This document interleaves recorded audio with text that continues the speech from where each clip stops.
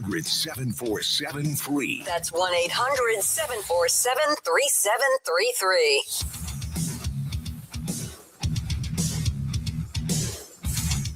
This update is brought to you by Doral Kia. You always pay less at the Pricito. Doral Kia. Visit us at Doral Kia, DoralKia.com. Starting with hoops and heat.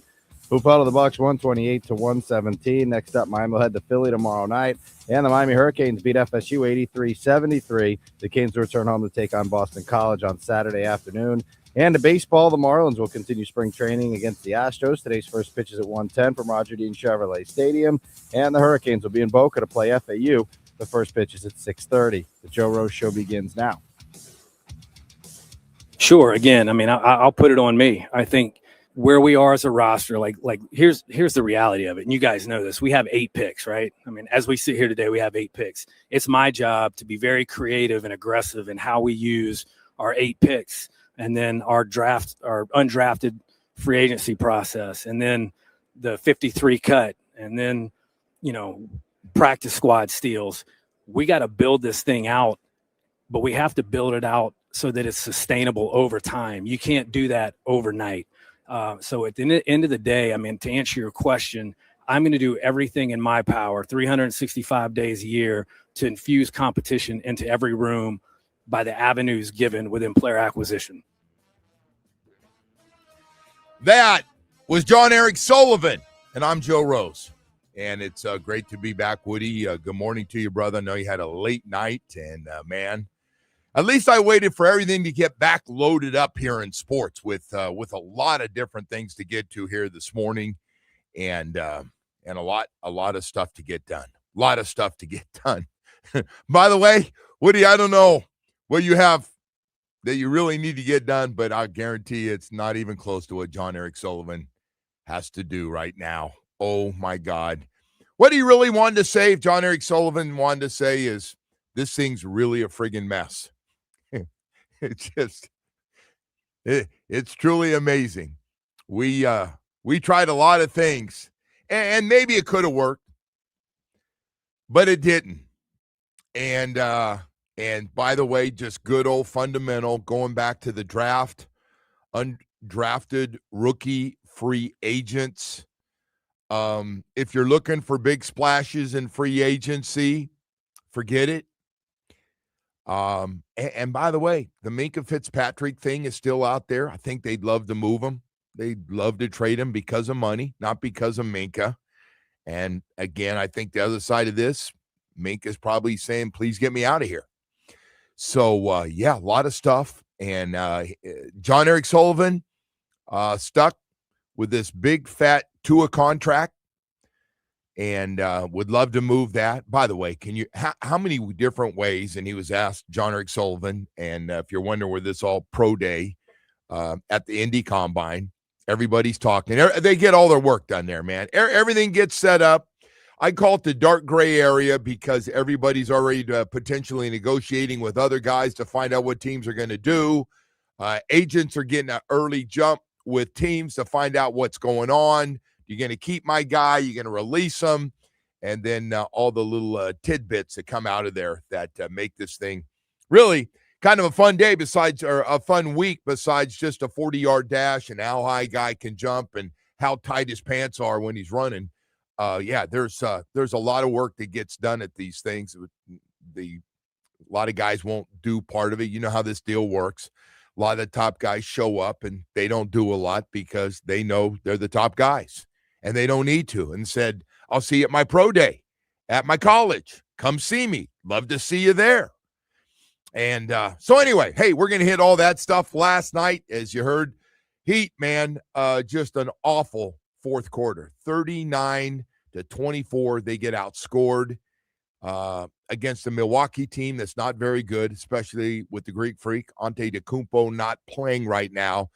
Anyway, Milwaukee finished that game on a 16-2 run last night, and that was ball game. They'll have Philly tomorrow.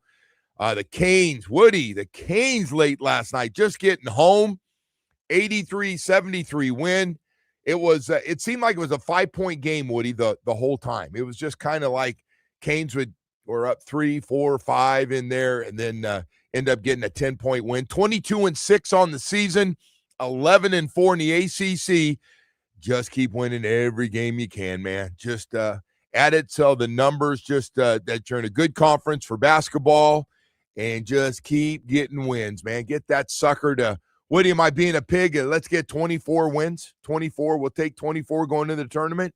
Does that work? Well, if you're able to rattle off some wins now, you certainly move up in the That's correct. seeding. So that would be like to get a win. That game against Louisville at the end would be, if you find a way to get that one. Yeah, that'd be a real team. Nice little Yeah. signature win to end it.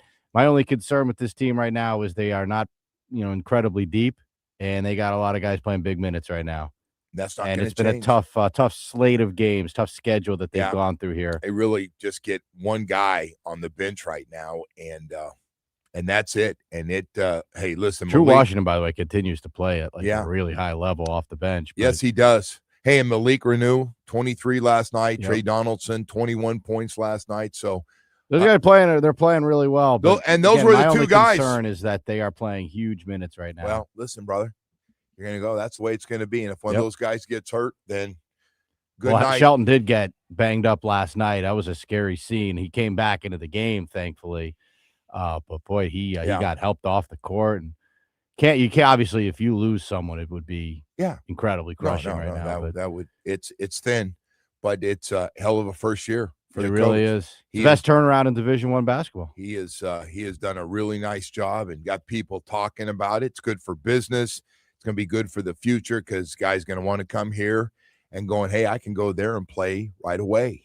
Doesn't matter if I'm coming out of high school or coming from another program that's got too many good players. I'm not getting my minutes. It'll work out well for you. Of course, the Panthers getting ready to come back. Whoa, boy, that party. That must have been one hell of a party. So they got snowed out, so they couldn't go to New York, come in through New York. So, gosh darn it, they had to come down here to Miami. And what a celebration for the gold medal American hockey team, man. What a story. I tell you what, I called you after the women while I was in California with my father, and man, that game was great. The women just put on just a great show. Unbelievable, great finish. By the way, both games 2-1 in overtime, and then of course that game was you the only time you could take off was between periods because that thing was unbelievable. Matter of fact, Paul Maurice will join us later in the show. We'll talk to the head coach of the Panthers. Woody, I saw this. How about this number? And they're beat up, and they're going to be beat up for a while. I see Barkoff's now saying after he donated. By the way, what a good dude, man.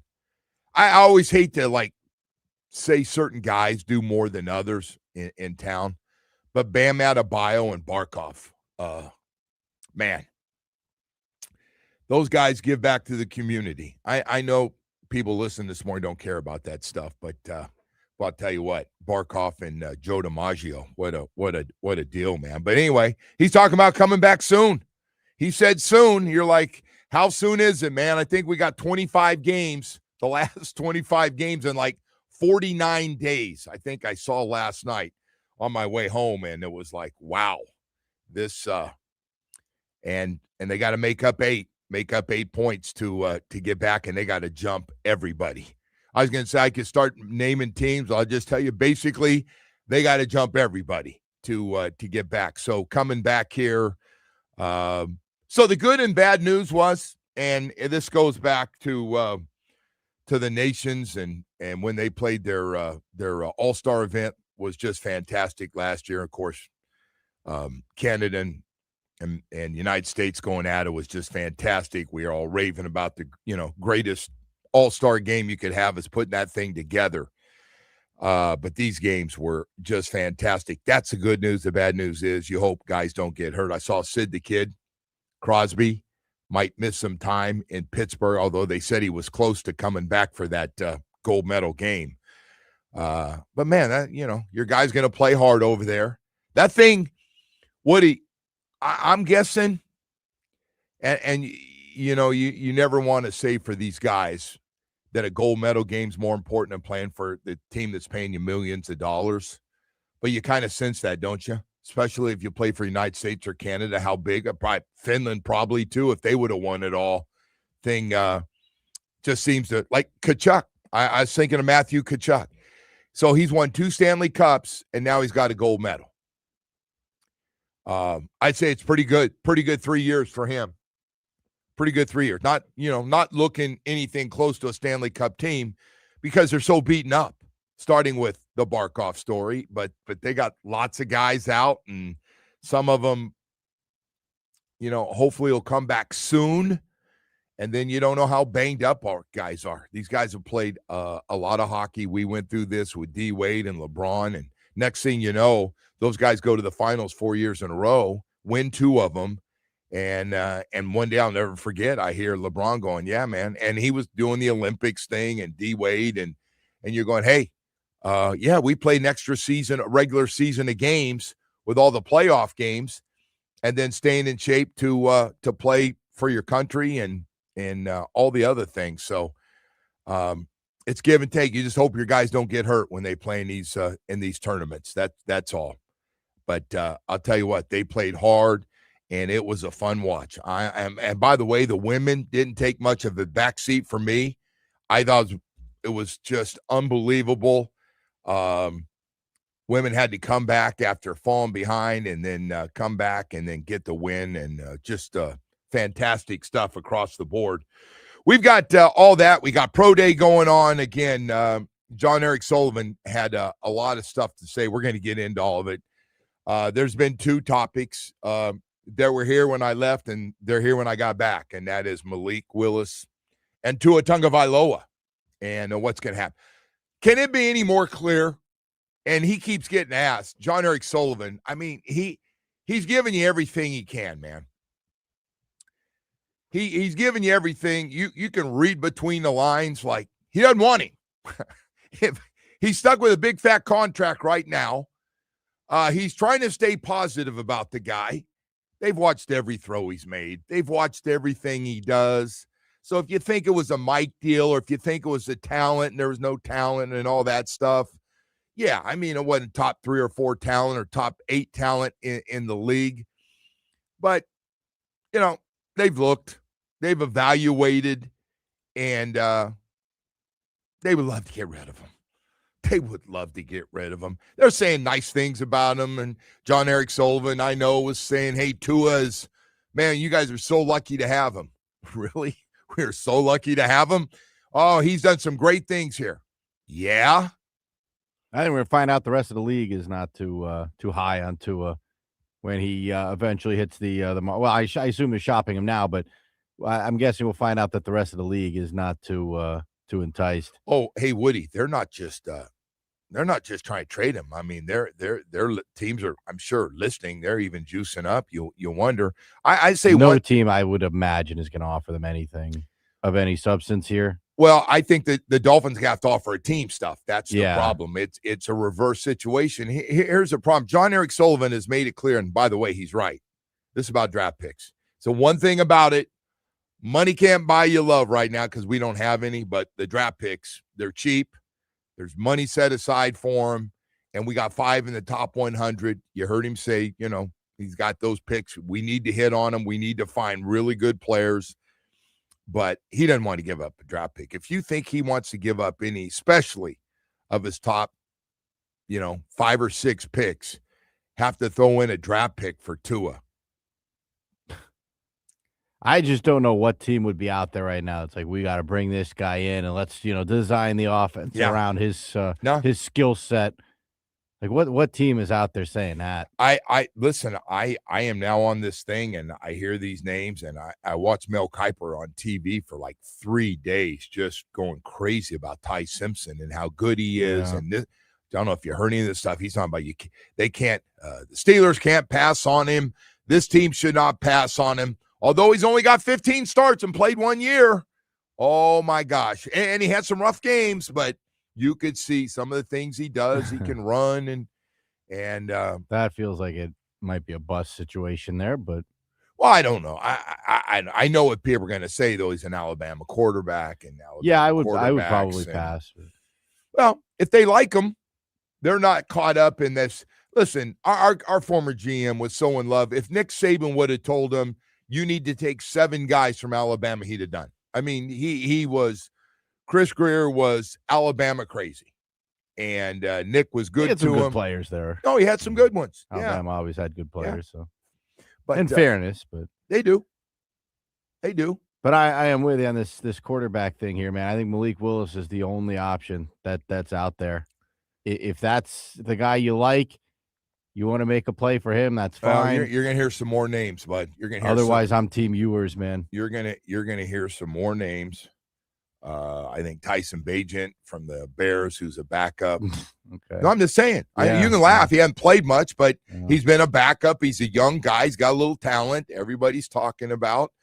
And if just make sure these are 1 year or 2 year deals here, man. They are. They're gonna be cheap deals, Yep. and see if they can come in and compete. And if somebody kind of looks like a NFL starting quarterback, and they probably know that we don't have that guy right now. And we're still waiting for the big splash, but he's got so much work to do besides the quarterback, and we know how important the position is. It's very, very important, the most important position, but he's looking around, and this thing is Swiss cheese right now. There's holes everywhere on this team, so he's got to find good players. Gotta find good players. And I'm not taking away from the quarterback situation, but hey, man. When I saw with Vegas, would that come out a couple weeks ago, the over-under for the teams off what everybody has and doesn't have right now, and I see the Miami Dolphins down there, the over-under 4.5 with the Arizona Cardinals. The two of us are by ourselves. Even the friggin' Jets are ahead of us at 5.5 games. Well, the Jets thing doesn't make any sense, but the Dolphins thing does, right? They have a very good shot to be the worst team in football. They have that chance, yes. By the way, it might not be done with we talk about Minkah Fitzpatrick. I don't think Minka's going to be here. I would try to get rid of all those kinds of guys, Joe. But and I think what the GM said as we opened the show was really smart. I mean, he's like, hey, this is not going to happen overnight. Yeah, this is going to take time. We're going to build it. And he said we're going to build it the right way.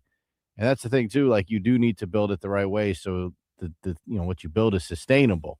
Yes, and they have to stick with this. They have to do this. The way John Eric Sullivan is doing it is the right way to do it. The problem is he is coming in here with the longest playoff drought in the NFL by far. By the way, I mean, we are by ourselves right now, and people are like, "How long got to wait on this one, Joe?"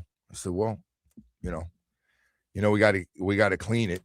There's one big fat one that's got to get cleaned up, and I expect it will happen soon. There's only 3 things you can do with Tua. One of them I don't want to happen. The other 2 I don't care. We're going to eat a ton of money no matter what, and that's him leaving. The other 2, the third one would be the one I hope doesn't happen, is we end up keeping him. That would be very, very disappointing. By the way, he doesn't want to be here. You think all these things coming out, there's got to be a little ego left for that guy where he's going, get me out of there. Get me out of there, man. Please get me out of there. Anyway, hey, we got to go to break. We got a lot of stuff going on, a lot of crazy stuff going on, and everybody's about ready to get back to business here. We got the Marlins up in Jupiter now playing some games as well. So whatever your favorite sport is right now, there is plenty, and of course the NFL. That thing just never sleeps, man. It just never sleeps, from the rules, potentially making some changes, to players, to people coming out saying we might be moving this guy, we might be moving. Everybody gets used in the media to kind of get the message out to the other teams. It's really amazing, the whole thing that they do. And it all happens at the combine because everybody's there. Every GM and head coach are going to speak while they're there to their media as well as the national media.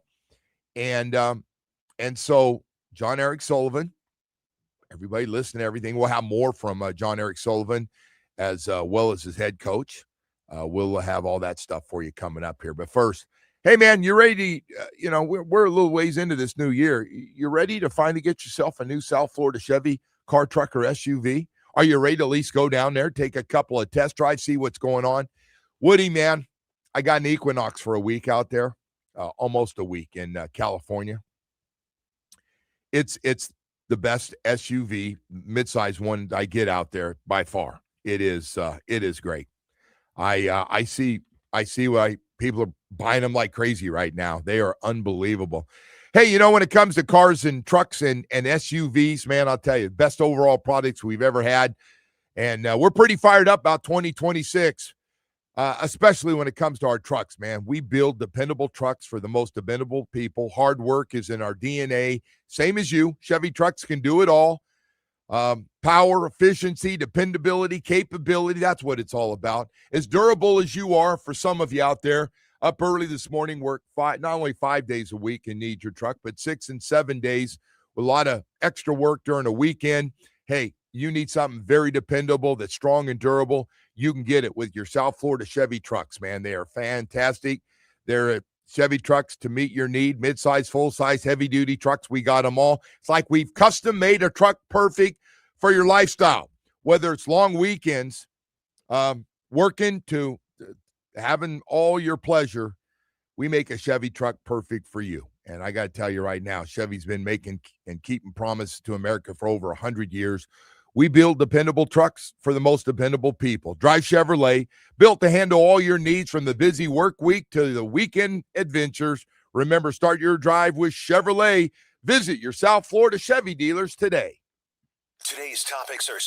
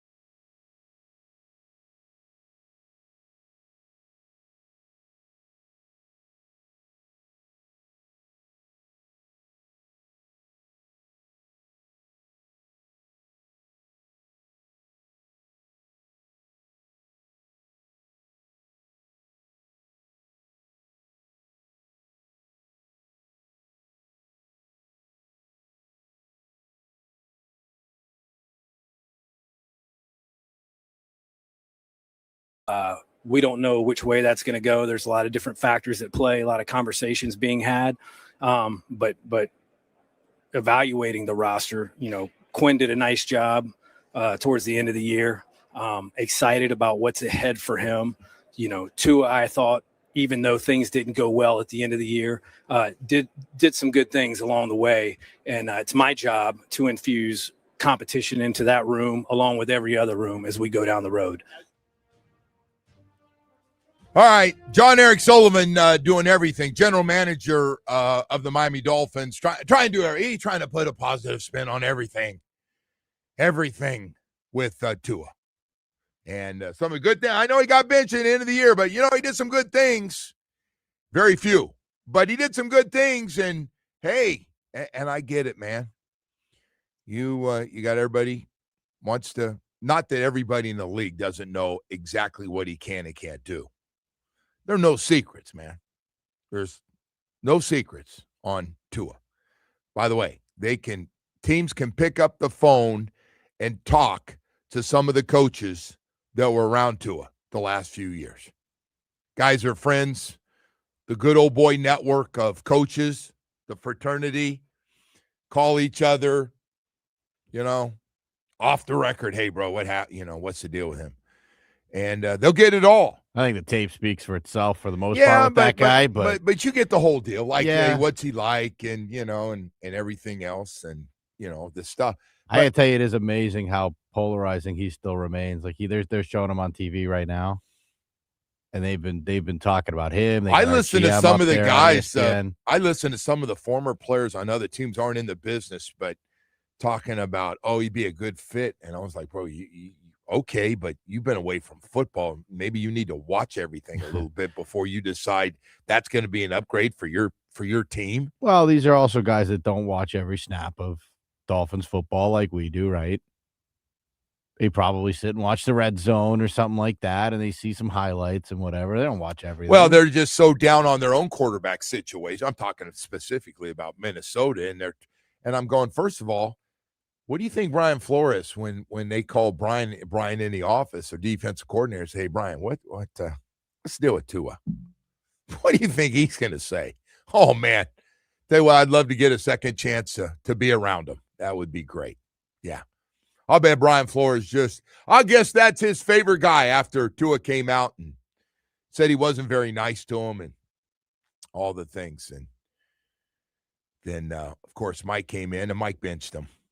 He got the big fat contract. That's what this is all about too, man. This is, say whatever you want. He got $200 million, 200 plus million, and he's going to get a lot of it. He's not getting all of it. He's going to get a lot of it real soon, real soon. So anyway, he's got that one. And by the way, the day they finally trade him or release him, that will be the lead story in sports.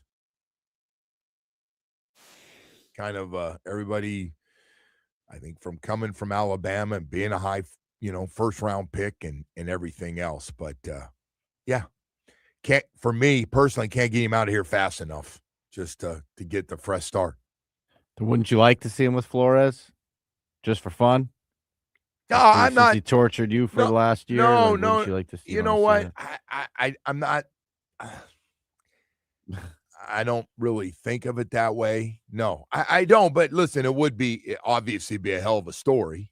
Brian Flores and, going against Tua in practice every day. And, however, and I guess if the team said, hey, Brian, we're going to take him. And I don't know, man. I'll tell you what I'm really interested in to see if he gets cut either way or he gets traded. The trade's almost going to be like a cut because we're going to pick up so much of the money. I mean, I don't know a lot, but there's not one dummy out there that's going to pay his total salary next year. We're going to pay a lot of that money. And we may have to throw in a draft pick too for him to go somewhere else. So, and I hear all this, he's going to come back and haunt everybody. All right, great. Go haunt somebody. Some of those things can't change, man. You can't all of a sudden be able to run. You can't all of a sudden make certain throws you can't make in cold weather and the wind blowing. I mean, those things aren't changing. They're not changing. They're gone. They're gone. Those aren't going to get better. Anyway, boy, I'll tell you what a time. Folks, I just going to say this too, man, and Panthers going to be starting back up, and it's been a hell of a 3-year run for them, and Paul Maurice will join us later in the show. And the guys just getting back, had a nice celebration at 11 Club. You never been there, have you? I think I asked you before. No, that one I have not been to. Yeah. No. I haven't been to those. I haven't been to those clubs. I was asking you. It looks you're fun. A young guy. It looks fun. Yeah. Yeah. What happened to the other club, man? Everybody used to go to Club Live, and that used to be I think people do go to those, but looks like 11 now. Yesterday was Tuesday or Monday. That was a Monday night that they went there, right? I don't know. They got off that. Well, no, it was Monday night. So I don't think there's a lot going on at Live or any of those places on a Monday night. I don't know. That's more of an Omar question because he thinks the town just doesn't function because there's stuff to do every night. Well, the hockey's functioning just fine. They celebrate. They have big parties there. Matthew Tkachuk, they're going to name a room after him there. He's been there so much between a gold medal and championships and everything else. What a 3 years for them, man. That's got to be special, though, Woody, man. You talk about something that hadn't happened since 1980 to get that first gold medal against this Canadian team. I didn't know enough about it. I talked to Goldie about this, and then I heard the before the game that it was pretty evenly they were USA and Canada, it's pretty even. I was like, man, because I always look at those names on that Canadian team. Good God, even with Sid the Kid out, that's one hell of a team. And they had their chances, and that goalie was just absolutely sensational for the United States. Just unbelievable. Anyway, Paul Maurice will join us later, talk about coming back, man. 25 games in 49 days. Go get them. Go get them. 8 points back of a playoff position. They're going to have to put together one hell of a winning streak to get themselves. And they got to jump a bunch of teams right now. So anyway, Toronto tomorrow for them. Really good. Now 22-6, 11-4 in the ACC. Got a nice win against this FSU team that seems to play some of their best basketball against the Canes. Get a 10-point win there. And then the Heat were looking pretty good there, man. Looking pretty good. Moving along. Thought, man, all right, they're going to get another win here. And to get outscored in that fourth quarter, 39-24, including a 16-2 run to end the game. That's one crummy way. They're on their way to Philly tomorrow to play, and that's a tough one for a team that's trying like hell to get out of the 8 spot.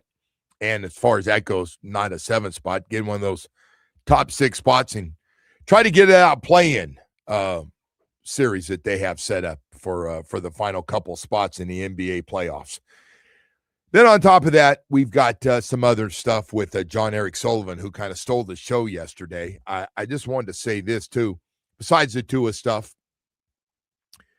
I think we've done a pretty good job without trying to sound like a Debbie Downer, but this Dolphin thing is a mess. And John Eric Sullivan, the good news is we've cleaned it out for some new decision makers. First time in a long time. But I mean, John Eric Sullivan is trying to be as honest as possible without throwing anybody under the bus, not looking back, only looking forward, trying to be honest with everybody, and at the same time trying to hold some cards there as he's trying to trade some guys and get the most he can. Not going to be easy. And the draft picks, the most important thing after cleaning this thing up financially, which can't be cleaned up this year, there's a record amount of dead money. This might be, when it's all said and done, we'll see what the final number is. This could by far be the most dead money I can remember ever since they've had this salary cap. It's bad. It's real bad. And he's right. John Eric Sullivan has talked about draft picks, and we got 5 in the top 100, and those are important. Just so you know, I don't know if you want to address this, but the topic right now on ESPN is, should the Dolphins start Tua and tank? That's the big topic this morning that they're going around their round table of winners and discussing. That's a bad topic. Yes, I agree. No, it's really a weak topic. And like starting Tua and Tank, like, man, Tua's okay. Like he'll get you enough wins where you're not going to be probably the worst team in football, right? I don't think he makes a difference, man. He's so limited in things he can do. Yeah. I mean, I don't know how else to say it without. I mean, it just sounds like I blast him. I every mean, time in somebody fairness to mentions Tua, his he name. has beaten up on some bad teams, but it's just such a silly question. No, I don't want him back. There's other guys you could start if you want to tank. If we're trying to tank, then you got a guy there right now. Just go with Quinn Ewers. First of all, I don't know what they're Quinn Ewers a win-win. Like you start him week 1, right? Like maybe he ends up, getting better. He ends up being good for you. He can be a long-term solution at the backup spot or something like that. But they're going to bring in competition. There's no way Quinn Ewers is going to start this year and just. I have a feeling the Dolphins are going to go after Malik Willis. I'm getting that vibe. I hope so. Those guys had very complimentary things. I'll play for it when we come back, but those guys had complimentary things to say about it. No, listen, man, I am all for if they like him, we should all like him because they've seen him a hell of a lot more. I always love when people go, well, I go, well, listen, man, they've been with him.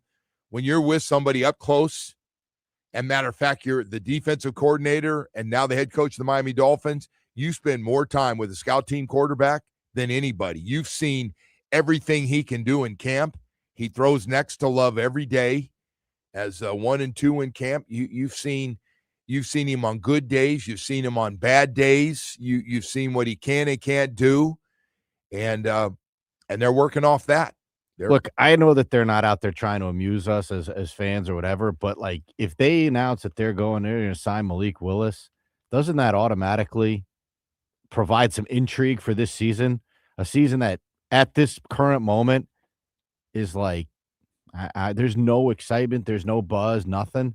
But if they brought in Malik Willis, this thing automatically takes a shift to like, all right, let's get to training camp so we can see what this guy's about. The biggest block on this team, that's just the biggest black eye, is this Tua still here. Yeah, get rid of his ass. With that big fat contract. But do you agree, though, you bring in Malik Willis, that the sentiment around this product just will take a dramatic shift? Like people will be, I think, genuinely excited. They're curious. We'll see. I mean, I know I'd be. I don't think any of us have seen enough to really. Those guys have. No, they have. So if they're pumped up about it and they want to bring that guy in, like to me, that automatically shifts the focus of this season, makes it exciting, makes it intriguing. All right. Well, listen, let's I go to be break. Entertained, Joe. Let's do that. But you always get all excited about 10 minutes too late. Can you pick it up? Len is missing, so we're. Oh, is okay. he still on that vacation he's been on? I guess he got snowed in or something. I guess I shouldn't say anything. I've been on a little vacation myself. You pulled the Len the last few days. Hey, I do want to talk to you about Baptist Health South Florida and that sports medicine program they put together. Boy, I tell you what, it has been fantastic, and it's for all of us. It really is. And I always say this, how do you become a top sports medicine program, one of the best in the country? You got to have great doctors and great facilities, and they've done both, from team doctors to all the specialists and unbelievable convenient locations for everybody in Dade, Broward, and Palm Beach County to come to. You can't go wrong. Where do the pros go, Joe? Inter Miami, the Heat, the Panthers, and the Miami Dolphins all trust those great doctors at Baptist Health South Florida. Baptist Health South Florida does a lot of great things. They do. Got a lot of great hospitals, known for a lot of different things. But I got to tell you, that little sports medicine program they put together is unbelievable. It's really good. Hey, top specialist for the knee, shoulder, foot, and ankle, hand specialist, back specialist, hip and knee replacement, and Achilles doctors. So you pop the old Achilles, didn't stretch it out, and you're playing that silly game of pickleball. Look at you. What are you waiting for? Go to Baptist Health South Florida.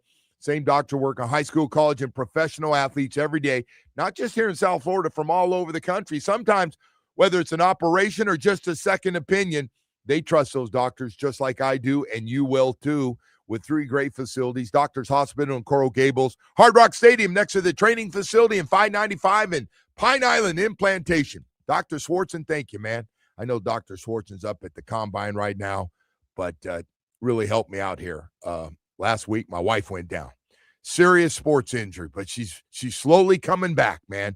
Hey, visit baptisthealth.net/ortho. One goal every day about getting you back out playing the sports you love the most.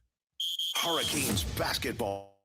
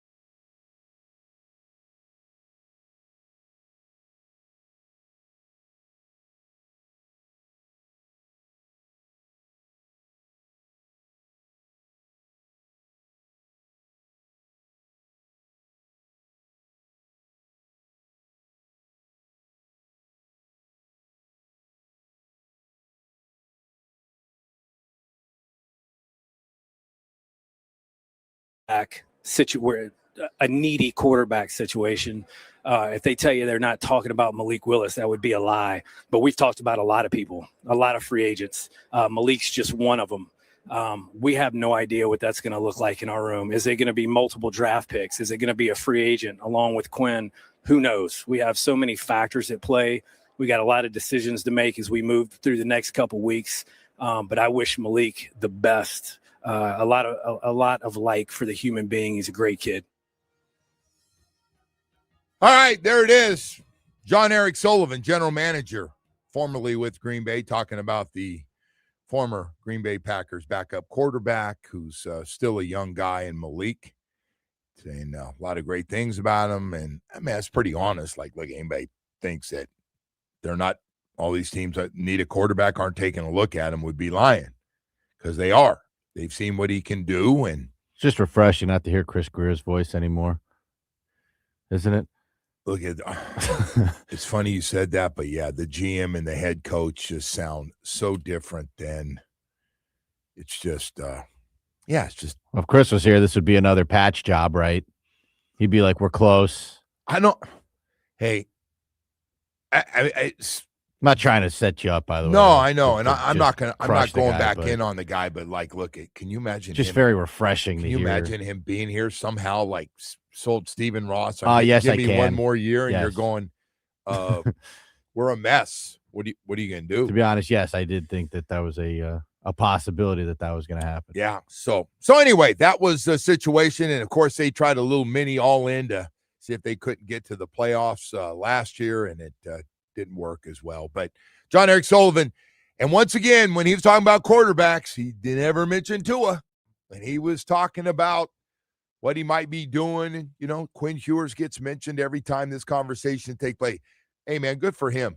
7th round pick, and we spent a year going, Quinn, what the hell were you doing, bro? 7th round? Is that what your agent told you? Just forget the $5 or $6 million you're going to get to go back and be a college quarterback somewhere, and just be the 7th round quarterback of the Miami Dolphins. It's actually, for a 7th round pick, it's worked out pretty well. Got 3 starts in his rookie year, and now it's being talked about, chance to start for the Miami Dolphins. So maybe that decision, although missed out a lot of money. He saw what Carson Beck was making here, and it was a hell of a lot more than he was as a 7th round quarterback for the Dolphins last year. But hey, man, he didn't sit around, and we talked about it, and he was doing his work and got himself in a situation where Mike McDaniel saw enough to let him be the quarterback, and now, you know, did some good things. Not enough to get, you know, say, hey, it's our guy going forward, but did enough good things to get himself in the competition of being a starting quarterback for next year. But yeah, there's a lot of work to be done on this team, and it's got to get cleaned up. I mean, financially, it's just that your hands are so tied right now. The only thing that's not tied right now is these draft picks, including the first, the second, 3 threes. Those are going to happen, and you're good. But boy, you start looking at. I guess they made it pretty clear they'd like to keep Waddle and Achane unless somebody just blows their doors off with some ridiculous offer. But the Minkah Fitzpatrick, if you were a betting man, Minkah and Tua, probably neither one's going to be here. And see what they can get from Minkah and move that salary on as well. So, yeah, it's that's where you are, folks. There's no way around it, man. It's so funny, too. I don't want to get into any names, but when a month ago, maybe, you know, right after the year, you kind of looked at everything and you realized that financially we're in cap hell and they're going to have to get rid of a lot of guys. And I told you right away, Tyreek Hill was going to get right away. He's going to be one of the first guys going, oh, my God, what do you mean? He's going to come back, and he might come back. He won't be coming back here, but he might come back. No, cap hit. Well, a lot of things with him, including a terrible injury to his knee. But so there's no surprises yet. Bradley Chubb's big number. Yeah, he had a really good year. Ended up having a really good year. But that number, that cap number at the end, they had let him go. and he'll make out. He's going to have a lot of teams interested in him in free agency. He's going to be just fine. He's going to be just fine. So anyway, we'll have more from John Eric Sullivan, who spoke yesterday. Matter of fact, I saw Jeff Halfley, the head coach, was also making his rounds and doing a lot of stuff and doing a lot of interviews. Well, we've got the 7 o'clock hour coming up. Kyle Krabs is going to join us. Actually, he is at the Combine, so we'll talk to him and get into all this stuff with going forward of things that can happen with money. But right now, they're just trying to clean it up, man. They're trying to clean up all the debt. You know how people call when they run those credit cards up, and they have to call those companies and have them negotiate deals to try to get them out of it, and pay and try to clean it up and get your credit score all cleaned up. That's what the Dolphins are right now. That's exactly what we're cleaning debt, man. Cleaning up debt. That's exactly where we are. Actually, a perfect way to put it. Yeah, That's nicely done. Thank you. You had some time to marinate on those. No. Huh? I just want to let you know. I want to let you know because somebody's going, have you screwed up? If it was me, yes, it was just me, but I got a very responsible wife to make sure everything gets paid. Yeah. I have been dysfunctional, though. Oh, my God, have I been dysfunctional. I was with a bunch of my buddies for his 70th birthday party, and they got into dysfunctional Joe stories. Oh, God. And I just thought it was my guys back here that knew all the dysfunction. I didn't realize that it spread at an earlier time in my life. I forgot. Hey, Recovery Unplugged, I can tell you that'll help a lot of people that have been a little dysfunctional. Hey, you know what? I always say this, man. I tell guys my story through the years, and it has been a roller coaster. A new year means new starts, and this Recovery Unplugged program they put together for guys that have gotten off the road in a funk. Things have not gone your way. Maybe you're hitting the booze a little bit or doing some other things, and you just can't get it figured out, lost your job or bad relationship, and you're just down in the dumps, man. Made a bad turn, and here you are. Well, Recovery Unplugged, Dr. Barry and the gang over there would like to help you get you that fresh start and help you set some new goals and a chance really to reset. If your mental health needs a comeback season, Recovery Unplugged Behavioral Health is here to help you with a beautiful mental health residential program right here in Fort Lauderdale. They've helped over 20,000 people nationwide with expert care, music-based healing, innovative treatments like ketamine therapy for depression, anxiety, and trauma. Make this the year you put yourself first. Call 954-737-4508. If you're going through it right now, you're in a funk and just can't get out of it on your own, 954-737-4508 or visit recoveryunplugged.com. New year, new you. Recovery Unplugged, heal out loud. Lucky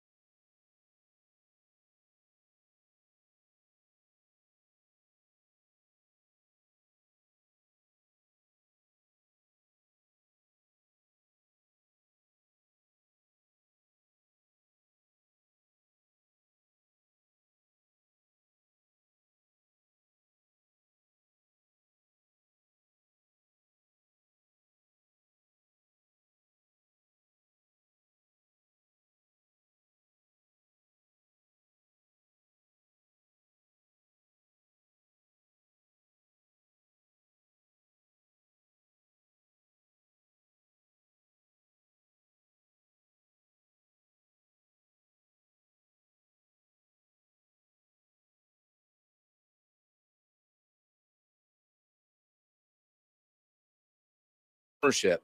Their vision, my vision, a joint vision there. They made me feel really comfortable, and I really enjoyed the process, and that's why I chose to take this first and ultimately accept the job.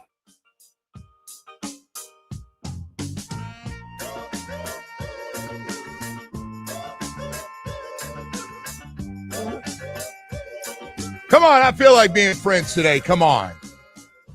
That was sad almost, right? Like I've never been to the guy's house. They looked like best friends, didn't they? Oh, my God. They could almost look like brothers. Yeah, I was just saying they do. Same, yeah, you look up there and they you look go, like best friends. Yeah. matter of fact, when you first see him at that press conference, and it's like, which is which? I just got here. Who's speaking right now, the GM or the head coach? And yeah, I mean, we didn't know what they looked like really, but so anyway, that was Jeff Hafley, the head coach of the Miami Dolphins, talking about, hey man, I just want to let you know, like he didn't hire his best friend. That's what, by the way, this is all about. Everybody, oh, he hired his buddy from Green Bay. No, we never hung out, man. We never. It was just we had professional discussions, but I never said, hey, John Eric, bring the family. Let's go have a barbecue tonight. I got a night off. Not much going on in Green Bay. Come on over for a barbecue. Said, no, we haven't done that. Hey, man, they got a lot of work to do. I do agree with one thing. I think everybody agrees this day of get rid of the top guy, but keep the middle guy, but get rid of the coach at the bottom, Chris Greer in the middle. And then we did that. I mean, we've just done it a lot of different ways. And you got to start with the GM. You got to hire your GM. And you can't say, hey, we like you as a GM, but I know you don't have a relationship or you may not like anything he's doing, but he's going to be your head coach. That's just that's not good. Now, listen, they've all heard about everybody. Everybody knows what everybody's personality is. There's no surprise. I'm telling you right now, man. You let guys go and or guys get jobs other places and they'll say, hey, what was Mike McDaniel? You don't think Mike McDaniel stuff doesn't come up everywhere, by the way? You don't think every guy out there, just because he's a different guy than honestly any other coach, not even close to him. He's, just 2 questions for 20 minutes, just going all over the board. And so anyway, that was situation. It's got a lot of work. Just another reminder of and it's going to start through the draft, and they're going to try to clean this thing up the best they can, get all their debt paid off, get rid of all the bad stuff, and try to get this where, in the near future. But it's going to need some good draft classes. It really does. I hate doing this. I've done it. I know some people have been mad. I said it. But they have no choice but to tell you you're going to have to be patient. I know they're going to try to win every game. Hell, they tried to win every game last year.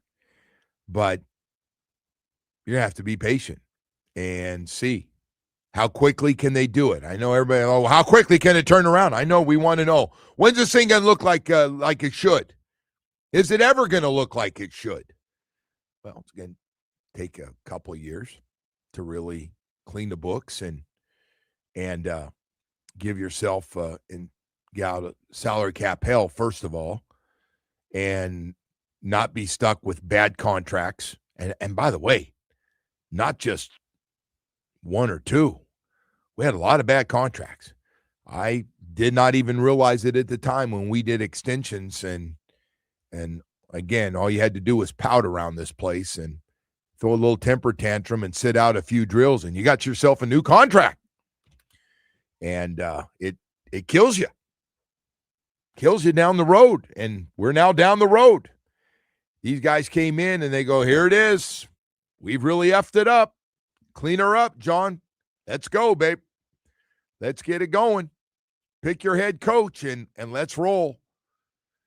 And then the big ugly one, man, the big ugly one in the room, the big black eye, Tua in that contract sitting there. I mean, it's massive, and a lot of guaranteed money. Tua's getting his money, and by the way, I'm not mad at Tua for getting the money. He didn't put a gun to anybody's head. He might have, pouted a little bit, and they realized it, and he got the right people to go to bat for him and whatever, but we caved and gave him that money. But it's not, it's not Tua's fault. Tua didn't put a gun to anybody's head. But we gave in like we do on everybody. And I think those days are done. John Eric Sullivan is not giving in on some guy trying to come up and strong arm him. I need more guaranteed money for next year if I'm going to play and give you everything I have. That's not going to work with this guy. That will not be part of the program going forward. Anyway, we coming off a couple of games. Hey, Woody, that USA, and we're going to have Paul Maurice on later. The women's game was fantastic. It was just a home run. Watching the ladies play, turned it on, and sitting there watching that was great. The USA women, when they've been dominant, get the overtime win after being down 1-0. But the men, that game was 46 years, hadn't happened since 1980. The miracle, get their first gold, and it was incredible to watch. It was just so fun. Well, I think anytime when you're in, middle of February or whatever, you can get competition like that, you're going to get a lot of eyeballs. Well, because it's, what do you got? The NBA had their All-Star weekend, which was a dud.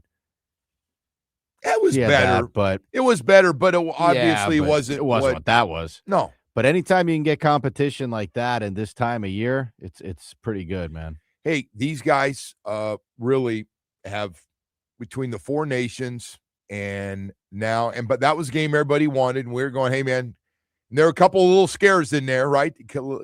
Somebody might jump and ruin the party, but at the end, you knew Canada was going to play the United States, and they got after it. And I heard some complaining. Hey, listen, Canada had a zillion chances, and they had some great chances. They had breakaways with their best players. They had some point-blank shots. Guys just whiffed. And so United States, man, just comes through. Jack Hughes has absolutely his biggest goal of his life, the overtime game winner. Just can't get any bigger than that. And then even this Connor Hellebuck, how good was that, what he was able to do? Just 41 saves in the game. Just great stuff. And then to get that first time since 1980. And a sport's been dominated by Canada, with all these great players they have. They've just dominated. And to see what the United States has done with the program here in this country is truly amazing. Really is. So a lot of good news with that. I thought it was a big win for the NHL, what they got from the Winter Olympics. Just another win for them. I am curious, though. How does we had 3 Canadians, right? If I'm not mistaken, 3 Canadians, because there'd be some kind of celebration, right? Congratulations to Matthew Tkachuk for winning the gold, and the place is going to go nuts, right? Yeah, if he didn't get enough at the club down the street. No. But just saying, yes, I would think you're going to so. go nuts, but at the same time, got I think 3 Canadians that were on that team. Seems like there's a lot of bad blood, by the way, between those two teams. It is, but these guys all come together, man. Yeah. All the whole group of them. But man, what a great game! Just unbelievable to watch. I really, really enjoyed that. My God, that was. If you're going to take a break for a couple weeks, that's a hell of a way to do it. Paul Maurice, as I said, will join us, and Kyle Crabb's going to join us. He's up at the Combine, where a lot of work gets done in the NFL. I call it really the cheat week. I've always said that. Nobody ever gets mad at me because everybody, all the start behind the deal and start working on deals with guys and find out what it's going to cost, and we're interested, and just kind of planting the seeds, man. How much of the Underwear Olympics will you watch this weekend or this week? I know you're big on watching the guys run and stuff like that and jump. When I know guys, I am curious to see mostly the 40. So you think a few hours you'll dedicate? I will give time to a 40. Yes. It's really weird. It is a weird one. To watch that? To watch a 40-yard dash. I'm guessing they do okay on the ratings, though, man. Like I said, there's not a ton of stuff going on right now. That's why the hockey was so great. I'll watch a 40 and I go, oh my God, that guy was smoking. Or I'll see another one. I go, oh boy, bad start. This is going to be ugly. Yeah. And I'm always curious to see how close I am on the time when they're going, this guy's. You won't be alone watching it, though, man. There'll be other people. Like the college basketball starting to get to the point, I think, where people are paying attention, right? Because we're getting close to the tournament. It's in like 2 or 3 weeks. Hey, listen, so we're starting to get close to that. But now that we're after the All-Star break and we're down the stretch and we're going to be talking about, the tournaments coming up here for the different conferences before they go. This is a good time. Everybody's going to pick it up, man. It's now every game's got a little more meaning to it. We've been busy with hockey late in the year for a while now. So hopefully we've had summer hockey again. We have had summer hockey here for a while now. Well, yes, maybe they'll go on a run, man. Who knows? Well, I'll tell you what, they got a lot of work to do. They desperately need to get one of these 3 or 4 wins in a row, 5 wins in a row to make up some space here real quickly. Speaking of desperate, the Heat may want to start beating some of these crap teams like the Bucks. Yeah, that was brutal, man. They need to. That was a ugly fourth quarter of basketball last night. 39-24, they were outscored in the fourth after looking like they might get another win. And you're going, wow, nice start here in the second half. And that is just that was a punch in the gut. All right, hey, we got to go to break. We've got a lot of stuff we'll get to here this morning. Kyle Crabb's going to join us. We're going to talk about comments yesterday from John Eric Sullivan and Jeff Hafley, head coach and general manager of the Miami Dolphins. Right now, I want to talk to you about a couple of guys that I always start with this because they are good friends of mine, and I really do like them a lot, and I trust them, and I know you can trust them too. Harvey Cohen and Gary Judah. Yeah, I'm talking about the partners of Cohen and Judah, injury law firm, personal injury attorneys, implantation.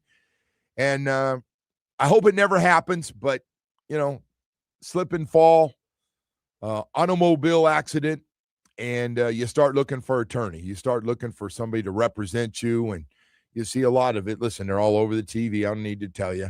This one thing really gets me, though. Like, I see a guy, and I kind of like him on TV, and he's got this great-looking TV spot he's done, and I go, man, that's the guy I want. If I ever get in that situation, I want him to represent me. So people obviously do that, and then they find out, oh, no, I don't handle cases anymore. No, I'm going to be handing you off to somebody that's in the other room. Matter of fact, I'll give you your choice. You got 2 to pick from.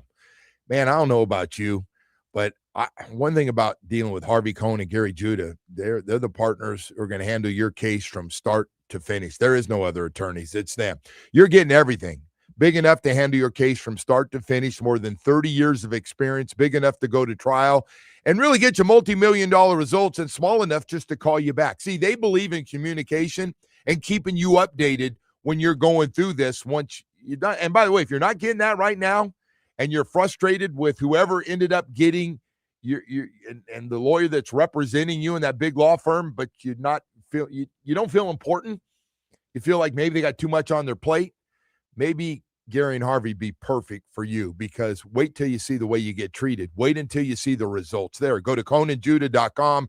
Read the reviews. Partners who can always get a hold of. Great communication. They give you the number. They give you updates constantly on your case to know exactly where you stand and how it's looking. Go to ConanJudah.com, 866 fair fee. And remember this, they don't pay other lawyers to do the work you hire them to do.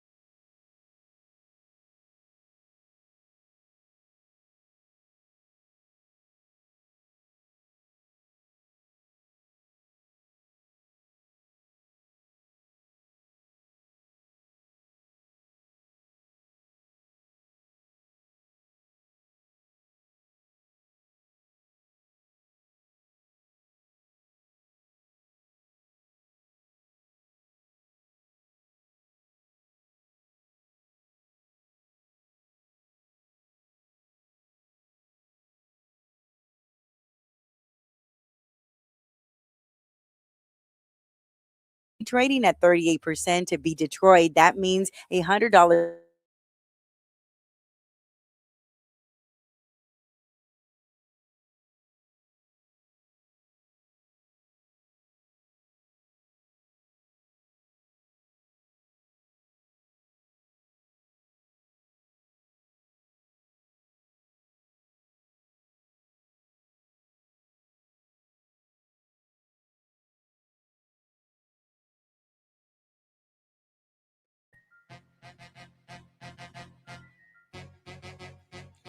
All right, not a great one. We talked about this for the Heat trying to get out of that 8 spot that they're in right now, and had won a few games, and they were doing what they're supposed to, beat up on the teams that have struggled.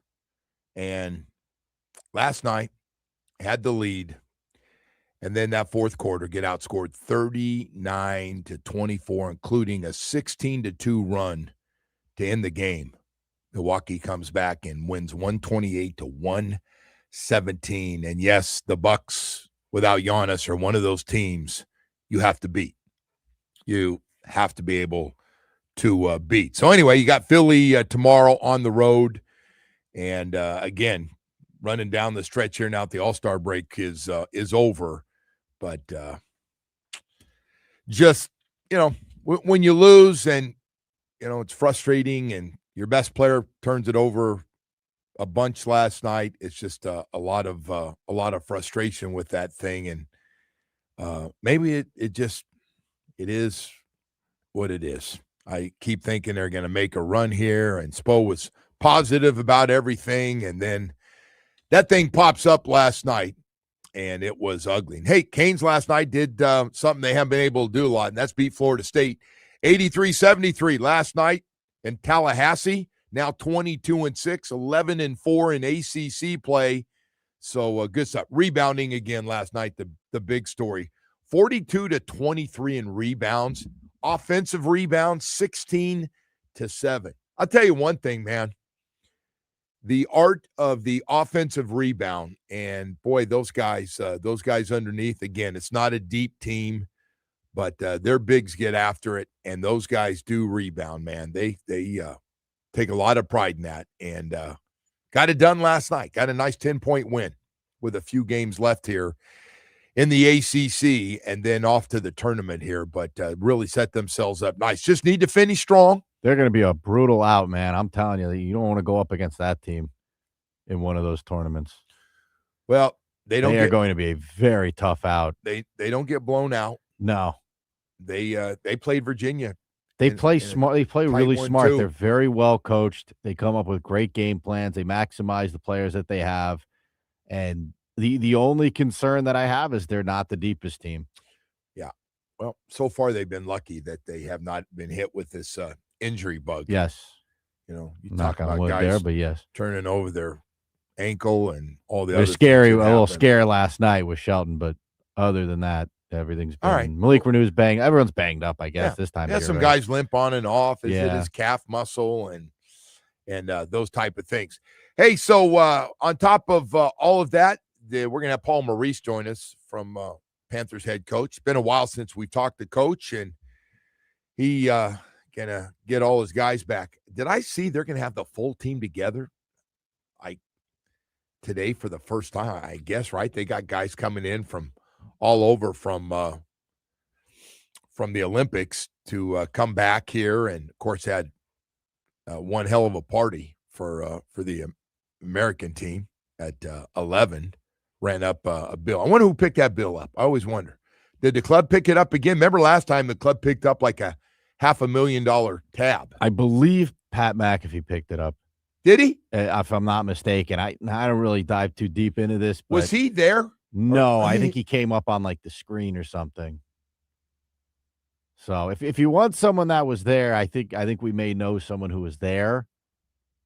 Our nighttime guy here who hosts the pregame show with me.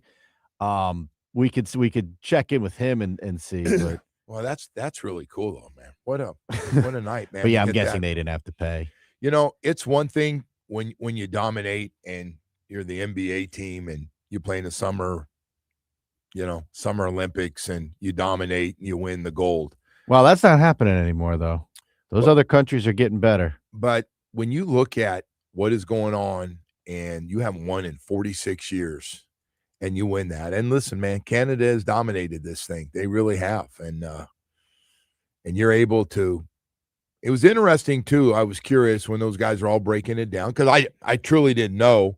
I still thought, oh man, most of the big names are coming out of Canada. So that was a 46-year drought? 46 years since 1980. So now the Dolphins officially have the longest drought. I don't know how you tied that into anything, but yeah. Well, our Super Bowl drought's got to be something close to that, right? Super Bowl drought. When was the last one we won? 01? Oh, God. early 70s. Yeah. Oh, so we got that beat easily. Yeah. No, that's hell. We haven't. Sorry, I didn't mean to tie that in, but you talk about you're lengthy 50-year droughts. You're good, but no, listen, man. This thing back to those guys. See, I was talking about something positive with what they did. Yes, you were. Sorry about that. And you go back to the old beat on the. I mean, that thing, it's beaten up. You don't need to bring up numbers. They've seen them all. I mean, Speaking of beating up, I don't know if you're aware of what happened here yesterday while you were, traveling, but I'll play you a snippet of it. We had Crowder and Omar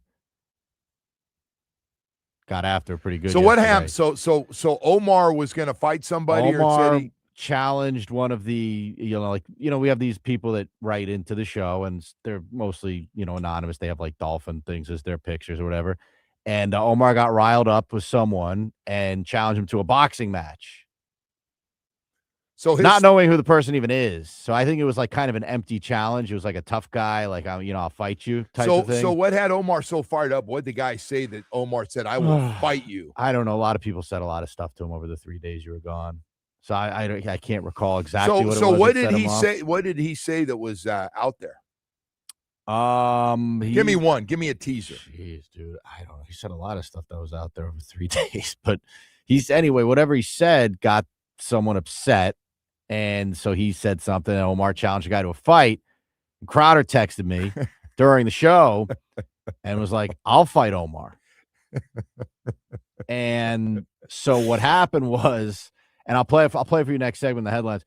What happened was I texted Crowder later that evening. I was like, hey, this might be a good idea. Why don't you call during the show? I'm like, I didn't mention any of this to Omar yet. Why don't you call and just ambush him and challenge him to a fight on the air? And he did. And Omar had no idea it was coming. This was not made up.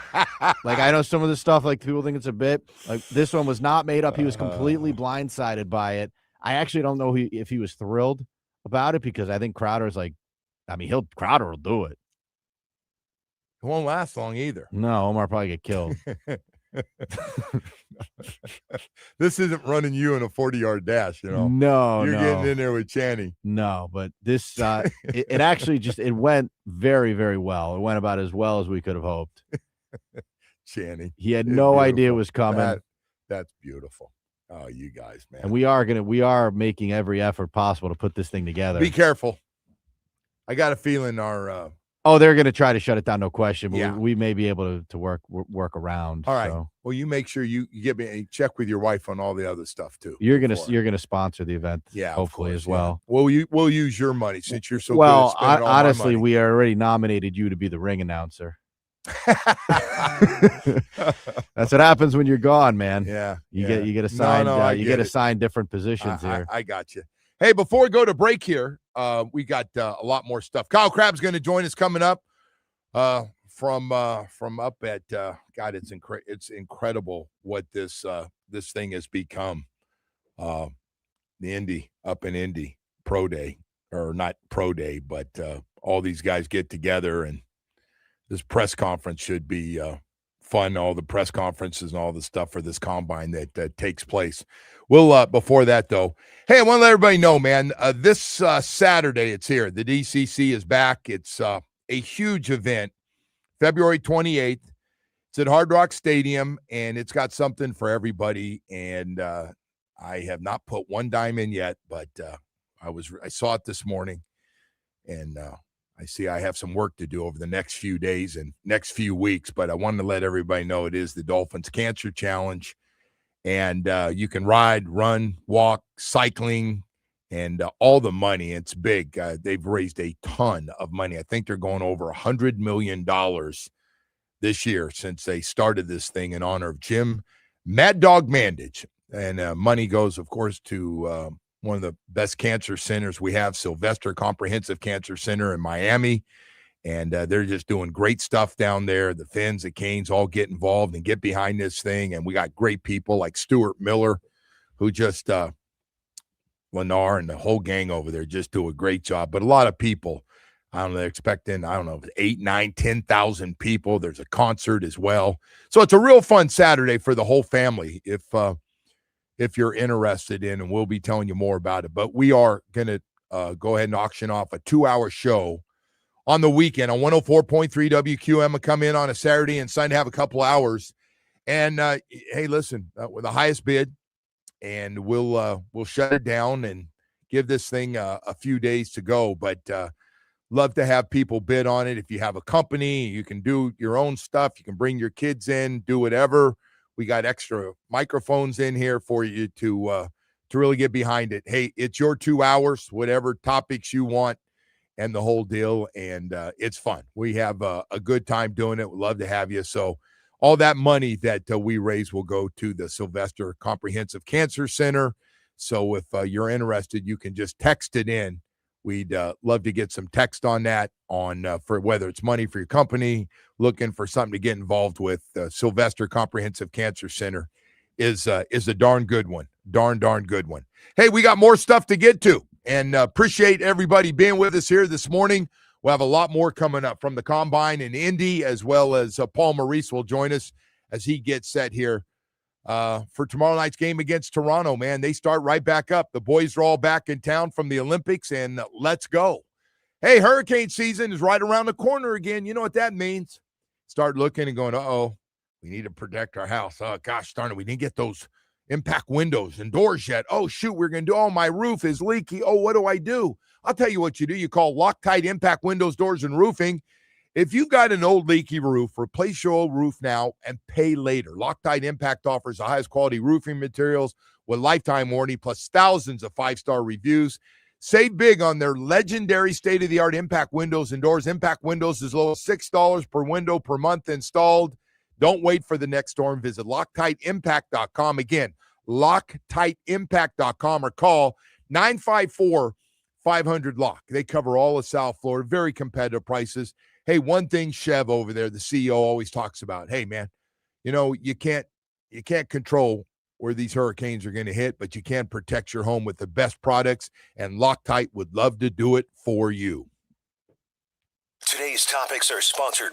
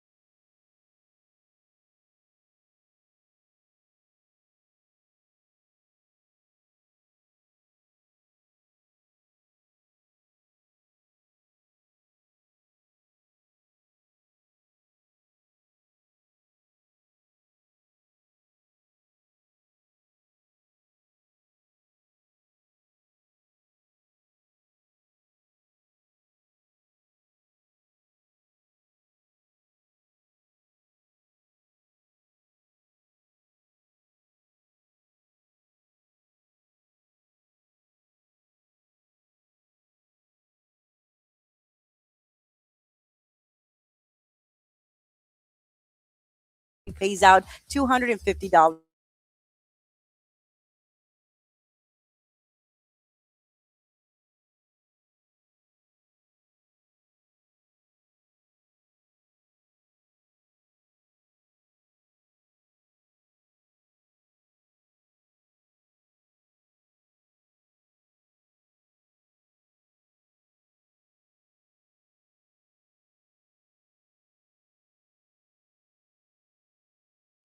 All right, Woody, what do you have for us today?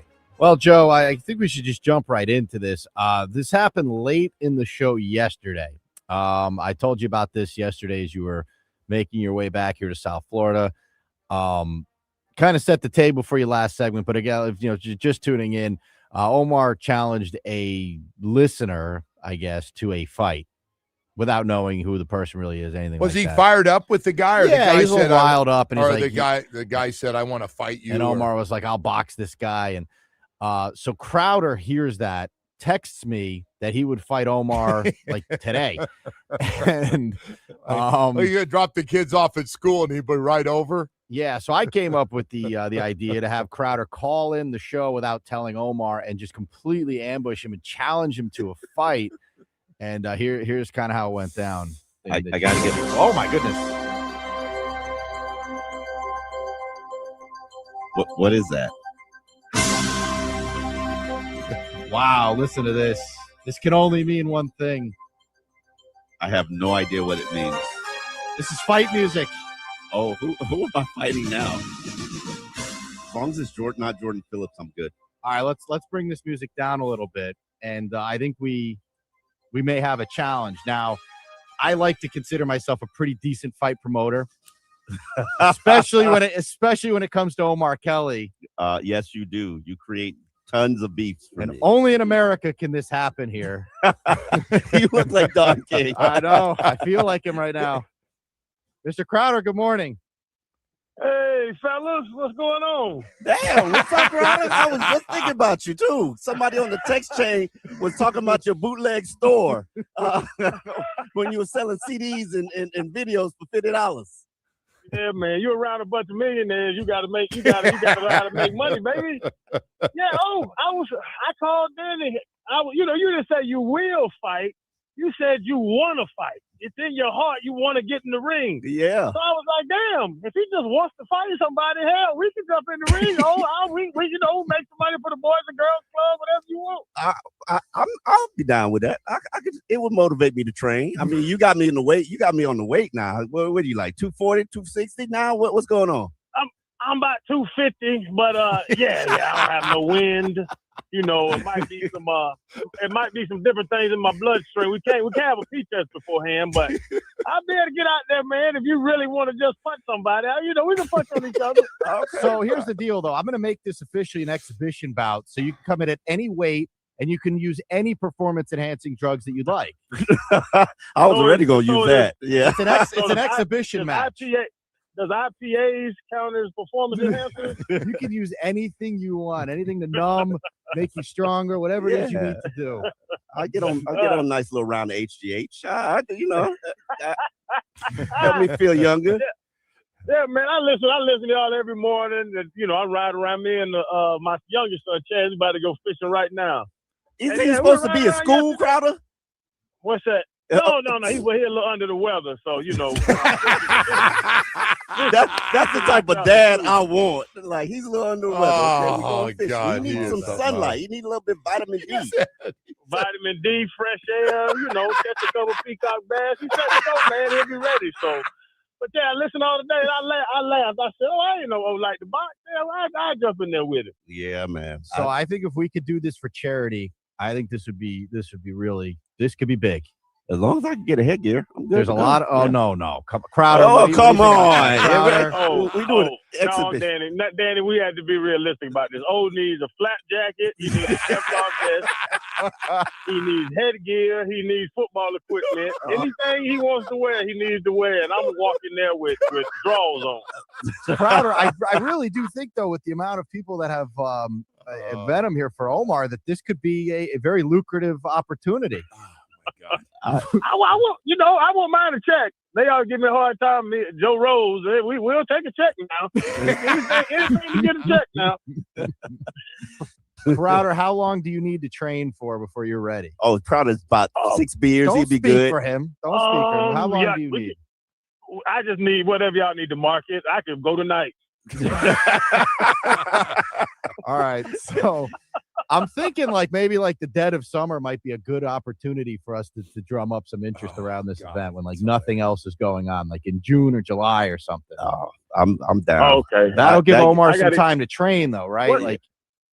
What's that stuff called with Frank Thomas? She'll like it too. Oh, yeah, Nugenics. Oh, yeah. I'm going to get me some Nugenics. I got months. Boy, I'm going to be looking good and making babies. All right. So before Dolphins training camp, Crowder, we will get this all set up here. And we're getting a good reaction so far. A lot of very positive feedback. I mean, I don't expect to win, but I just need motivation to get myself right. Now, here's the thing. I'm going to reach out to Monroe over at the Hard Rock, and I'm going to see if we can't get actual bets on this thing. Let's see if we can get a real line on this fight. I'm thinking it's got to be right now, today at the opening line, got to be Crowder minus 300 at least, right? What does minus 300 means mean? He's the heavy favorite. Oh, of course. Yeah. We already got people that want to wager. I don't want to start before the fight, but have you ever fought before? Yeah, I fought. Not with gloves on, but I fought. Yeah. But you used to squabble in the yard. Yeah. I didn't say I won, but I used to squabble in the yard. I used to wrestle in high school, so yeah. Oh, okay, you wrestled. Oh, but yeah. No, I was gonna say, I be when people fight, I'm like, a lot of people. There's really a stat I saw where over 70% of the world can't punch somebody in the face with all their might because natural human preservation, they don't want to hurt another human. And if y'all check my what they call it, Google. Yeah, your resume. Yes, I know you like to punch people in the face. I'm aware. Yeah. If you Google me, bro, I'm on that 25 side. So I just don't. Crowder, this could be the biggest fight of the year. I'll hit Zon and get the address for you, brother. I appreciate that. Crowder, thank you for doing this, man. This will be the biggest fight of the year. This is bigger than Pacquiao Mayweather too. Mayweather, just like I told Bud Crawford. Yeah, you run out of money. You gonna fight again. Come on, he ain't run out of money. He just looking for a nice little $50 million payday.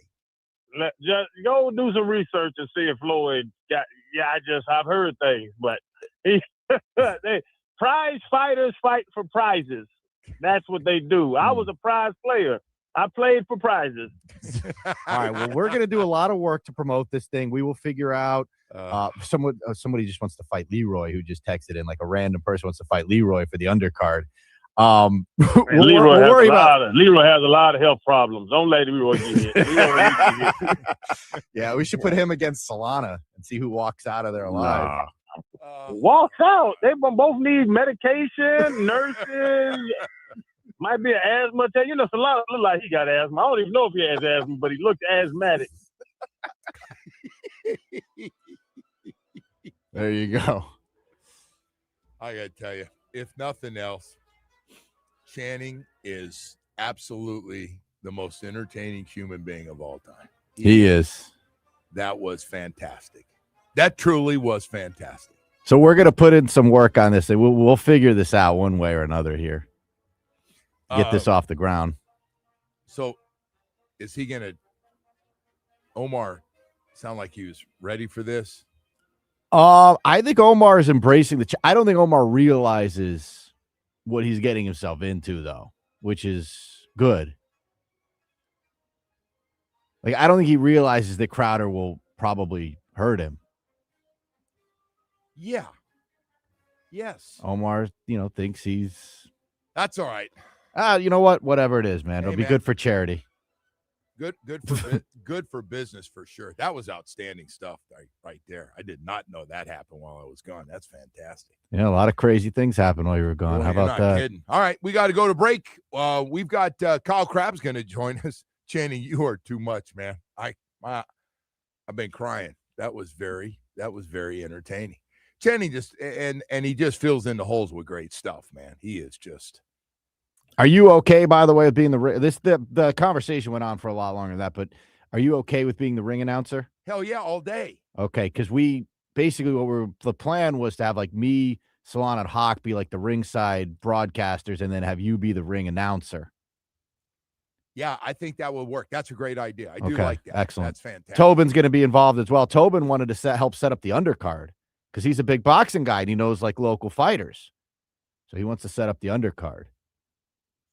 Well, We got an event on our hands here, man. I don't know we'll try to find a way to execute here, but that was hilarious. The best part of that whole thing is his kid was sick out of school and he took him fishing, bass fishing. Yeah, that was hilarious. That's educational. That's fantastic. You get out there with your dad and you start feeling a little bit better. That was brilliant. Atlantic Men's Clinic. Hey, speaking of some things to help guys, boy, I'll tell you what, Atlantic Men's Clinic, thank you so much, man.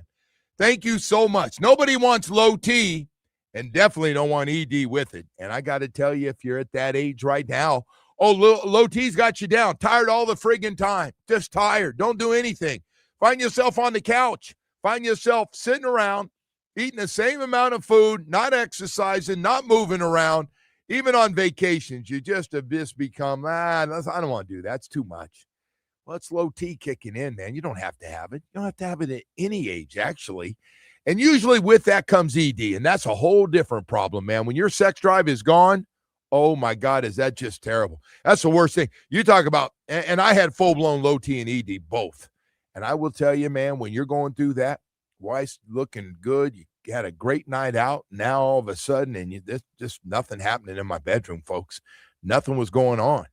Is there something wrong? Did I do something? No, it's not you. It's me. It was bad. I went to Atlantic Men's Clinic, though. I took care of that problem. ED and low T are gone, man. That's right. And if you're going through it, and you will go through it, it hits every man. Black and white, doesn't matter. It will happen. Some guys in their 40s, some guys in their 50s. Definitely going to happen in your 60s. If you're going through it and you're being honest with yourself and you like to knock it out, you can. That's the best news of all. How would you like to turn back the clock about 20 years? Atlantic Men's Clinic can do it for you like they did it for me 2 years now. 2 years on the program. Hey, you go in, you set up that first appointment. Hey, man, I know I went in there like I didn't know these people. Got the PSA test, met with their professional staff. Man, I'll tell you what. You're going to get great results. They're great people. They're really good at what they do, and they knock out ED and low T. They got great programs for you to get great results fast, but you got to set up that first appointment. It's the most important one. Set up the first one. Get in there, and if you're going through it, Dragon, you've gained 20 pounds, you don't do anything but eat. Hey, 7 locations, brand new one in Hollywood. I go to Plantation. You're in for great results. Call them today, 877-455-7300, or visit AtlanticMen'sClinic.com. Hey, you're going through it. It happens to every guy. Low T and ED follows too. It happens to every guy. You ready to get rid of it? Atlantic Men's Clinic will do it for you. You're listening to The Joe Rose Show. This hour is brought to you by Baptist Health.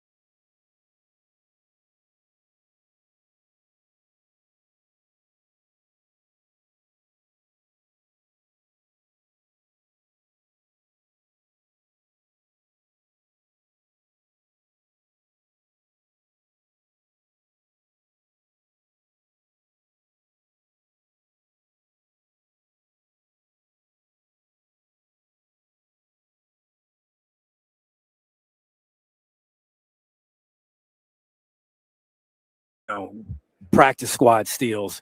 We got to build this thing out, but we have to build it out so that it's sustainable over time. You can't do that overnight. So at the end of the day, I mean, to answer your question, I'm going to do everything in my power, 365 days a year, to infuse competition into every room by the avenues given within player acquisition. Dolphins general manager John Eric Sullivan there. It is time to head out to the Toyota of Hollywood hotline. Shop over 2,000 Toyotas on sale at one location. Toyota of Hollywood on 441 between Hollywood and Sheridan.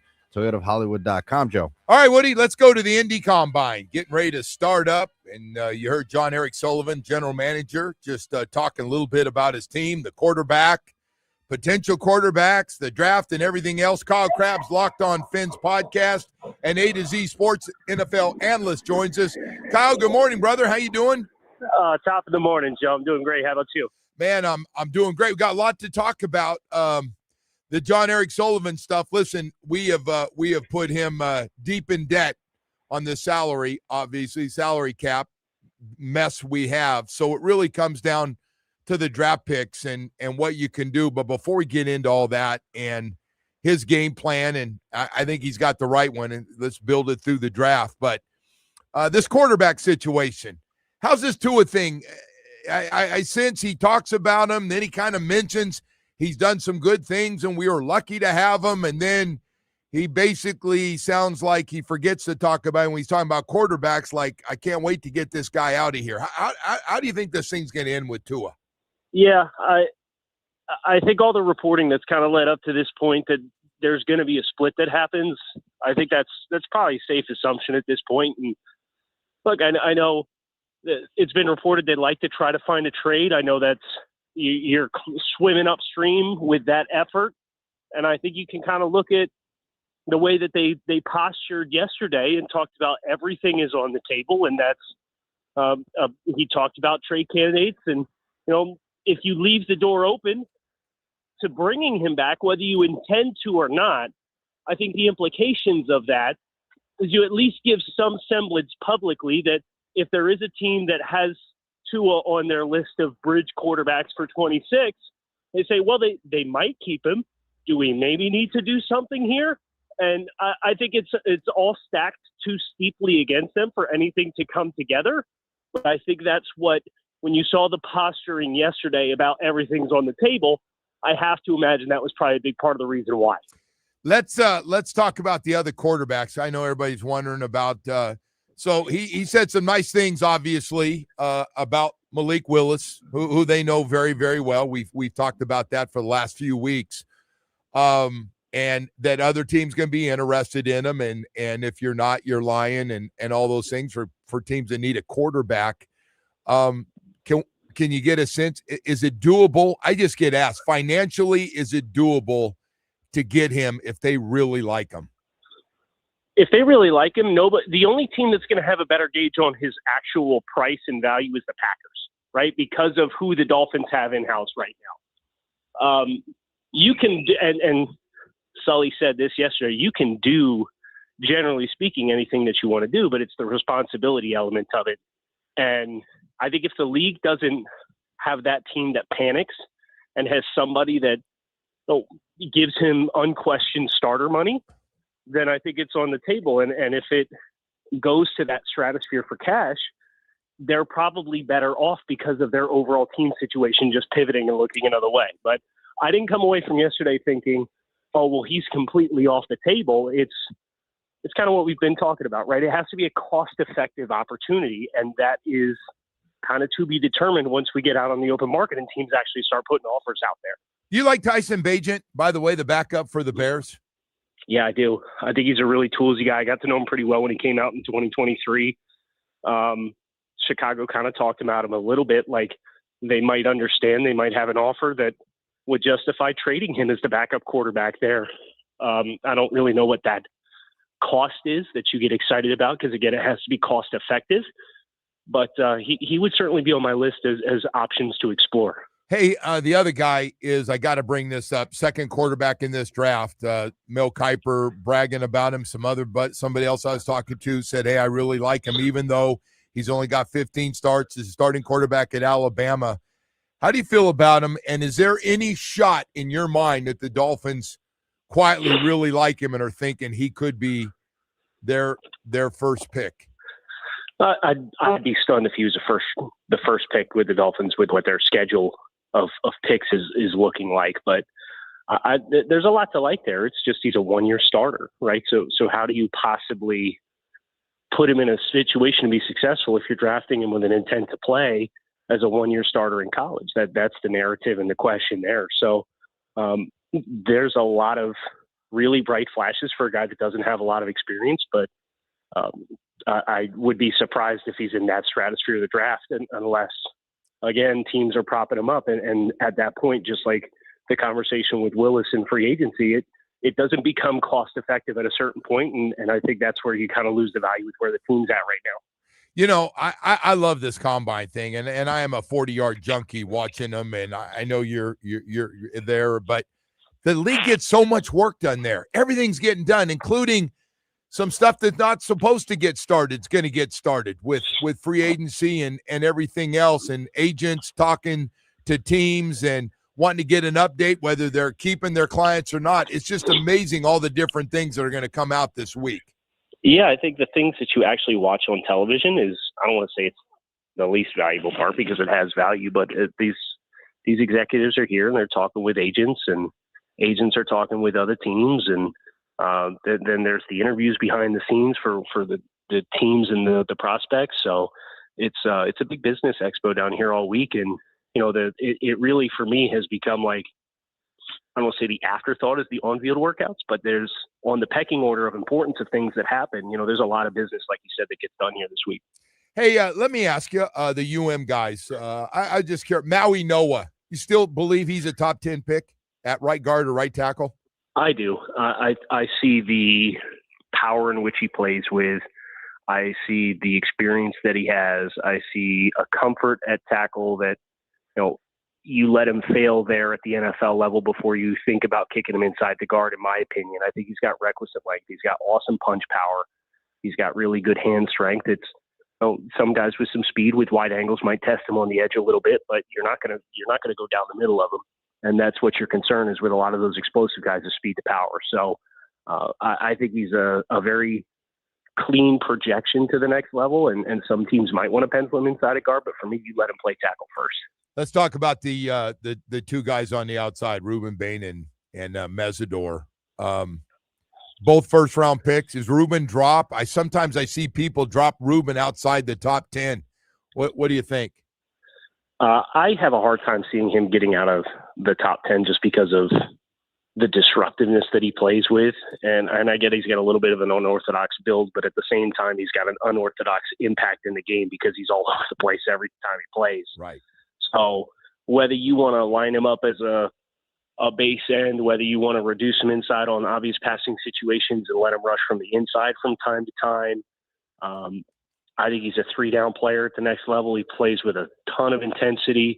Guys like that play a premium position, even if they don't have a threshold that they meet, when you watch him play on tape, it's very rarely an active problem. Yeah. And because he has the leverage that he does, and because he has the hand power that he does, he creates knockback on offensive linemen where, like, he can still get off of those blocks even if he's getting outreached with length. And I think that trumps the concerns that you should have, in my opinion, with the length. What about Mesidor? I think he's going to get dinged a little bit for the age. But if you're a playoff team, I think he is a really compelling piece just because he's got a really clean pass rush profile and a plan, and he can play with that same power. Now, I don't think he's as explosive as Bain is, but that's no slight against Mesidor. I think he certainly has the ability to convert speed to power and take you down the middle, and he's got some alignment versatility. So that more you can do element of a draft profile, I think is going to go in his favor very well. It's just a matter of he's an older prospect, and you're talking about a second contract when he's getting close to 30, and some teams will ding you for that when it's all said and done. Minkah Fitzpatrick, real quickly here. I think he gets traded. What do you think? I think there's going to be enough interest there that they will probably get an offer that warrants trading a soon-to-be 30-year-old safety, as good as he is, and I would love to keep him.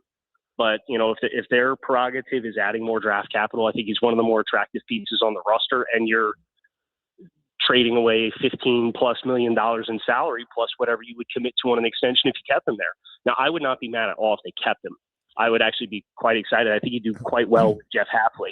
But if you're looking at the pieces that are left on the roster, I think he's a guy who could really help a team. I think he's got good football left, just maybe not playing as deep on the back end as what he had in his career in Pittsburgh. And, you probably get a mid-round pick for Minkah at that point. I think it probably justifies it.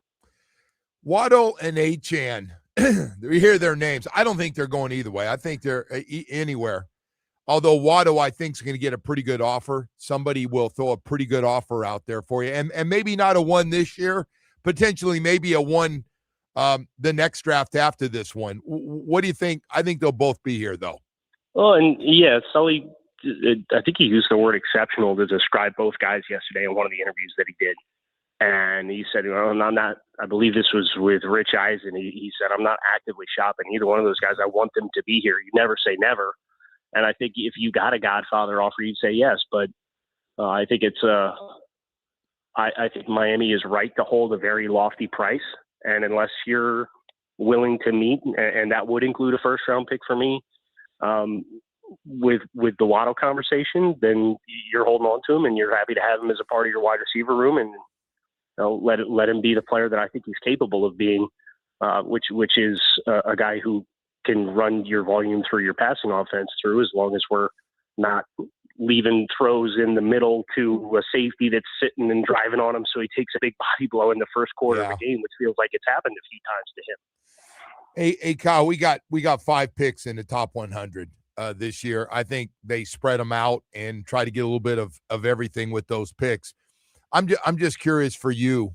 You think there's a quarterback taken with one of those picks, or too high for this batch of quarterbacks in this draft?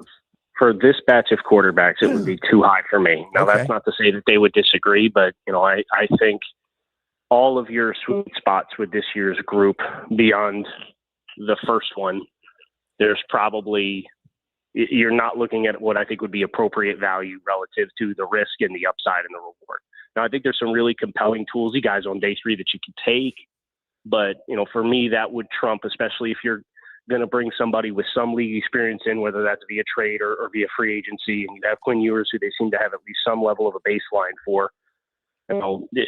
Don't expect it to all get done in one shot. So just find those cost-effective upside opportunities, let them compete, and let the chips fall where they may, and then you get to reassess it next year. I like what I've heard so far from both our guys. What do you think? Yeah, I really enjoyed the consistency of the messaging from both guys. I think there's been transparency from both sides, but you can kind of see what they're trying to get done. And for me, Joe, the thing that stood out with both of them is I had a chance to ask them both questions yesterday at the pressers, and both of their answers, whether it was Jeff Hafley talking about position versatility and what they did in Green Bay, and he said, looking back, we probably did a little bit too much of that. And I like that, that comfort to have the willingness to say that out loud, that hey, I needed to maybe do something differently. And with John Eric Sullivan, I asked him, what are the challenges of changing teams midway through a draft cycle? You're working with completely new scouts. How do you not lose player intel and reports in translation when you're coming in and working with a new staff? And he was like, it starts with me. I have to set a baseline. If I step away from the roster, I have to watch how these guys work. And I need to make sure that there's a very clear expectation for what's being communicated. For both of those guys to take just those questions and have, personal accountability with, this starts with something that I am doing. I think that is really going to help with the culture elements that we're talking about. And when you compare it to some of the things that we've kind of been preconditioned to expect with, management and, the coach, I'm just shopping for groceries for the coach, You got a little shot in there. I'm trying not to take shots at the guy, because I got to tell you, there'd be a lot if people are still pissed at him. I would understand completely. Anyway, Kyle, thank you, man. I appreciate it, bud. Have a good week up there. Joe. All right, man. I appreciate it. All right, Kyle Krabs, Locked On Fins podcast, and A to Z Sports NFL analyst, joins us all the time. Paul Maurice, Florida Panthers head coach, going to join us here in a little while in this 8 o'clock hour, and we'll talk about making this run, man. 25 games left, trying to make this run. We'll be right back. Stay with us. Text WQAM on the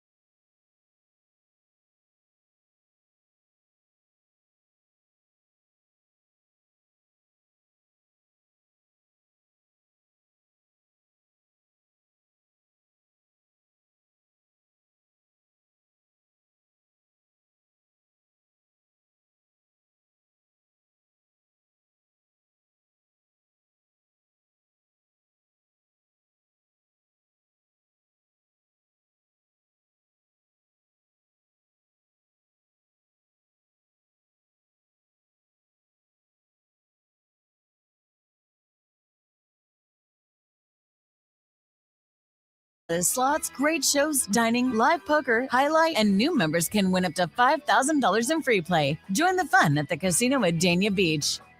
If you are what you say you are, a superstar.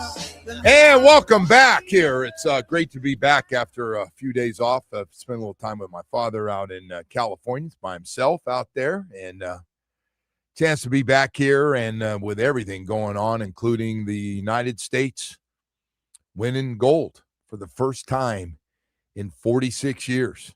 What a game, man. Just, Woody, we watch a lot of sporting events, and, I think after a while you see so many, but when you get something really special that's been hyped up, and we thought that was going to happen, right? Everybody goes, this is going to be USA and Canada in the finals, unless there's some big upset with somebody else that jumps in there. But they end up playing. I mean, it played out the way it was supposed to. And it's a hell of a game. It was just a hell of a game. And Canada had a zillion chances and breakaways and just wild. And then the United States to win the way they did. It was just fantastic. Jack Hughes, overtime goal, game winner. Hellebuck was just unbelievable in goal. 41 saves for him, and that's it. And now all these guys come back. The crazy part of this is, so now Tkachuk comes back with the gold, and three of his teammates and three of the key guys on this team for Paul Maurice are Canadian guys. And so here we go, man. Let's get Marchand, Reinhart, and Bennett all part of that thing, and that had to be a huge loss for a sport that Canada has dominated. Not anymore. Men and women both get gold medals. The women's game was fantastic. Just so much fun to watch too. But the United States women are pretty damn good in hockey, in case you're just new to that and watching and thinking that Canada was going to dominate that one. But both 2-1 overtime wins for both of them. And anyway, we'll talk to Paul Maurice about that. And, oh, by the way, it's done, fellas. We got 25 games in 49 days. It's time to get back to work quickly, because we got a lot to make up here. And so Panthers at 29, 25-3, 61 points. Toronto tomorrow. As I said, 25 games left. I believe it's like 49 days. And they got a lot of teams to jump in there. A lot of teams to jump. But I got to tell you, man, here's how I feel about this team every day. What they've given us for 3 years.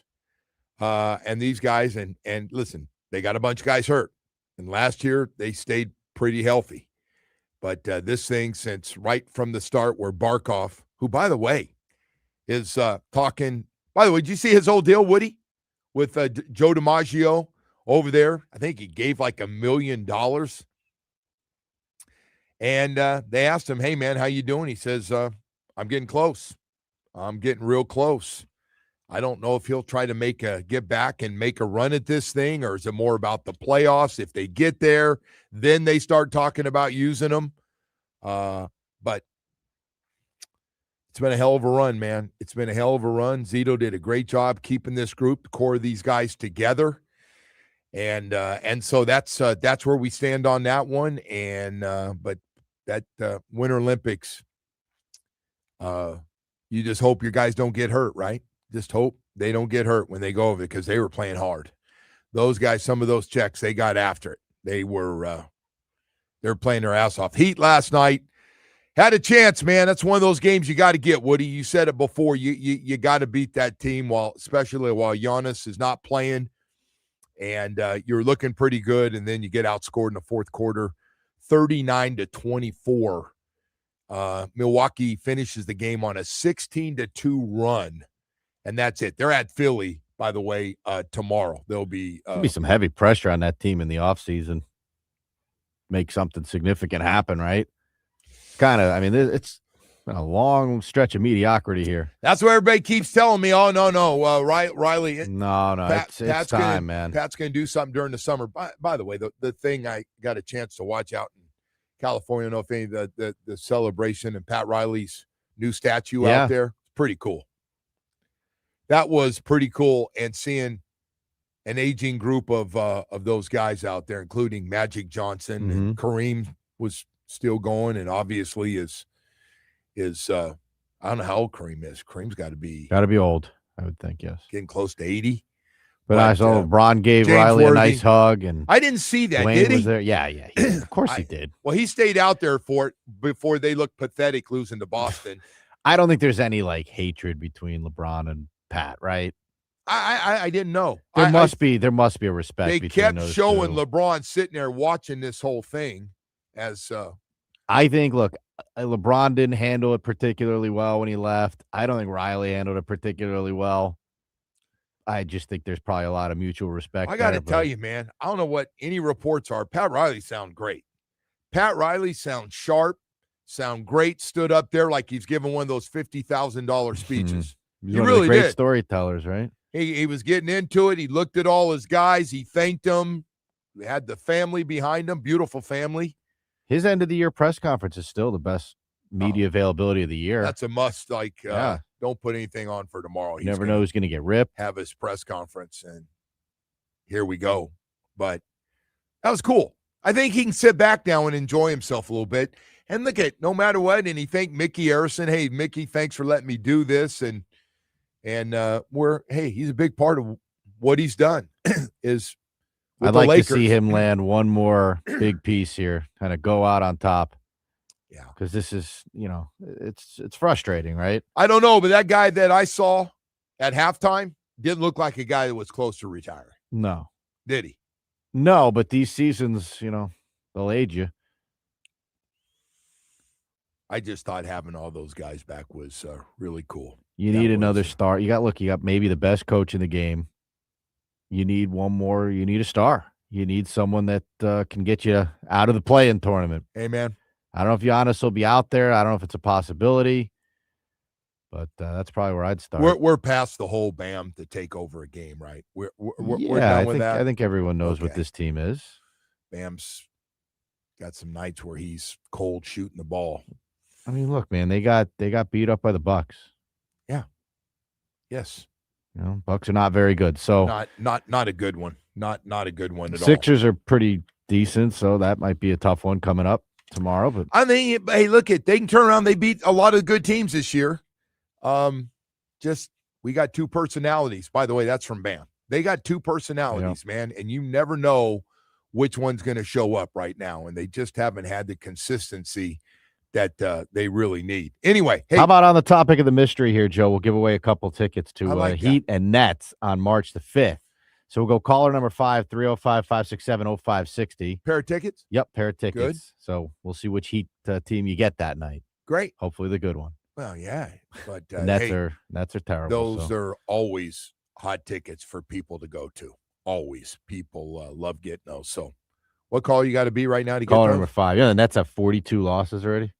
Yeah. Pretty impressive. By the way, the league has some serious stuff to deal with. Those bottom feeder teams. Openly admitting to tanking. And Mark Cuban was like talking about it the other day. About how sounded great stupid. tanking is. Everybody loves Mark Cuban. That was dumbest thing I've heard Mark Cuban come out of his mouth. Like the league jumped on that one real fast.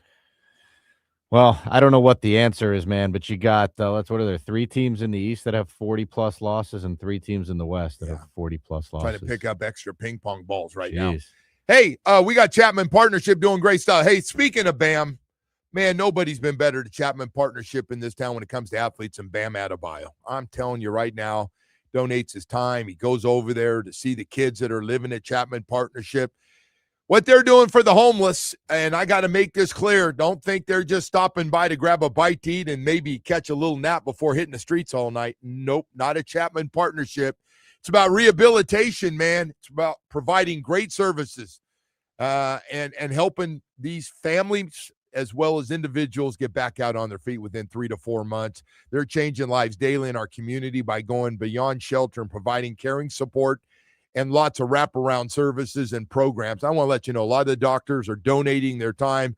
A lot of good people out there, mental health doctors as well as doctors and dentists to help. It's about helping you Get back out on your feet, getting back to being normal, getting your self-esteem back, finding a job, finding you a place to live. They're doing it all at Chapman Partnership. It's an amazing, amazing place down there, focused on building pathways for success for clients through the great programs that they have put together. Join me, WQAM, to show support to one of my favorite charities, really making a difference in our community through workforce development. Education is just one of the many services and programs they do. Hey, listen, a lot of churches, a lot of people are donating their time for dinners and lunches to feed everybody, but we got so much going on. So many people need help, and Chapman Partnership really does. 3 to 4 months, got some great success stories. Any level of support is so impactful. Let's help support families and individuals overcoming homelessness at Chapman here in 2026. Go online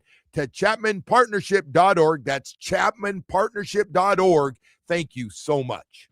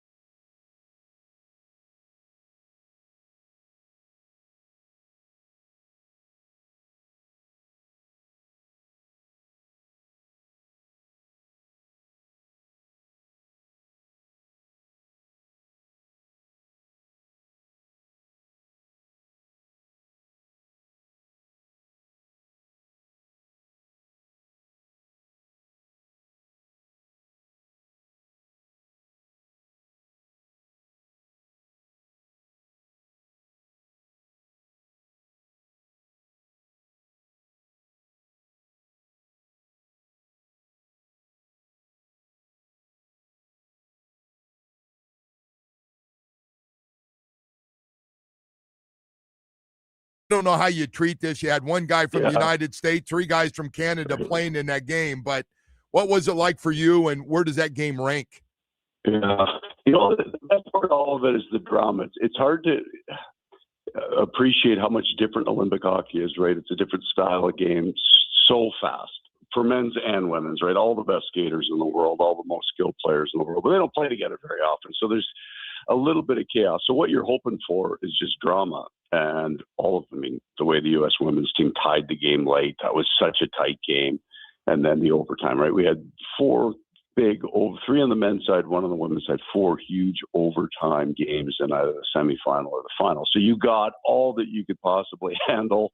If you're a fan of either team, for drama, for intensity, for excitement, that's what you want. Is if you're a sports fan and you turn on the TV, you want to be engaged. You want to be entertained, and you get into overtime regardless of the format. That was about all anybody could handle, I would think. Coach, Canada just dominated this thing for so long, men's Canadian team, and Marchand, Reinhart, and Bennett. What's that like now for those guys? I know it's rough up in Canada. I can't even imagine what it's like for those guys to come back and all of a sudden you go, all right, guys, let's get ready for Toronto.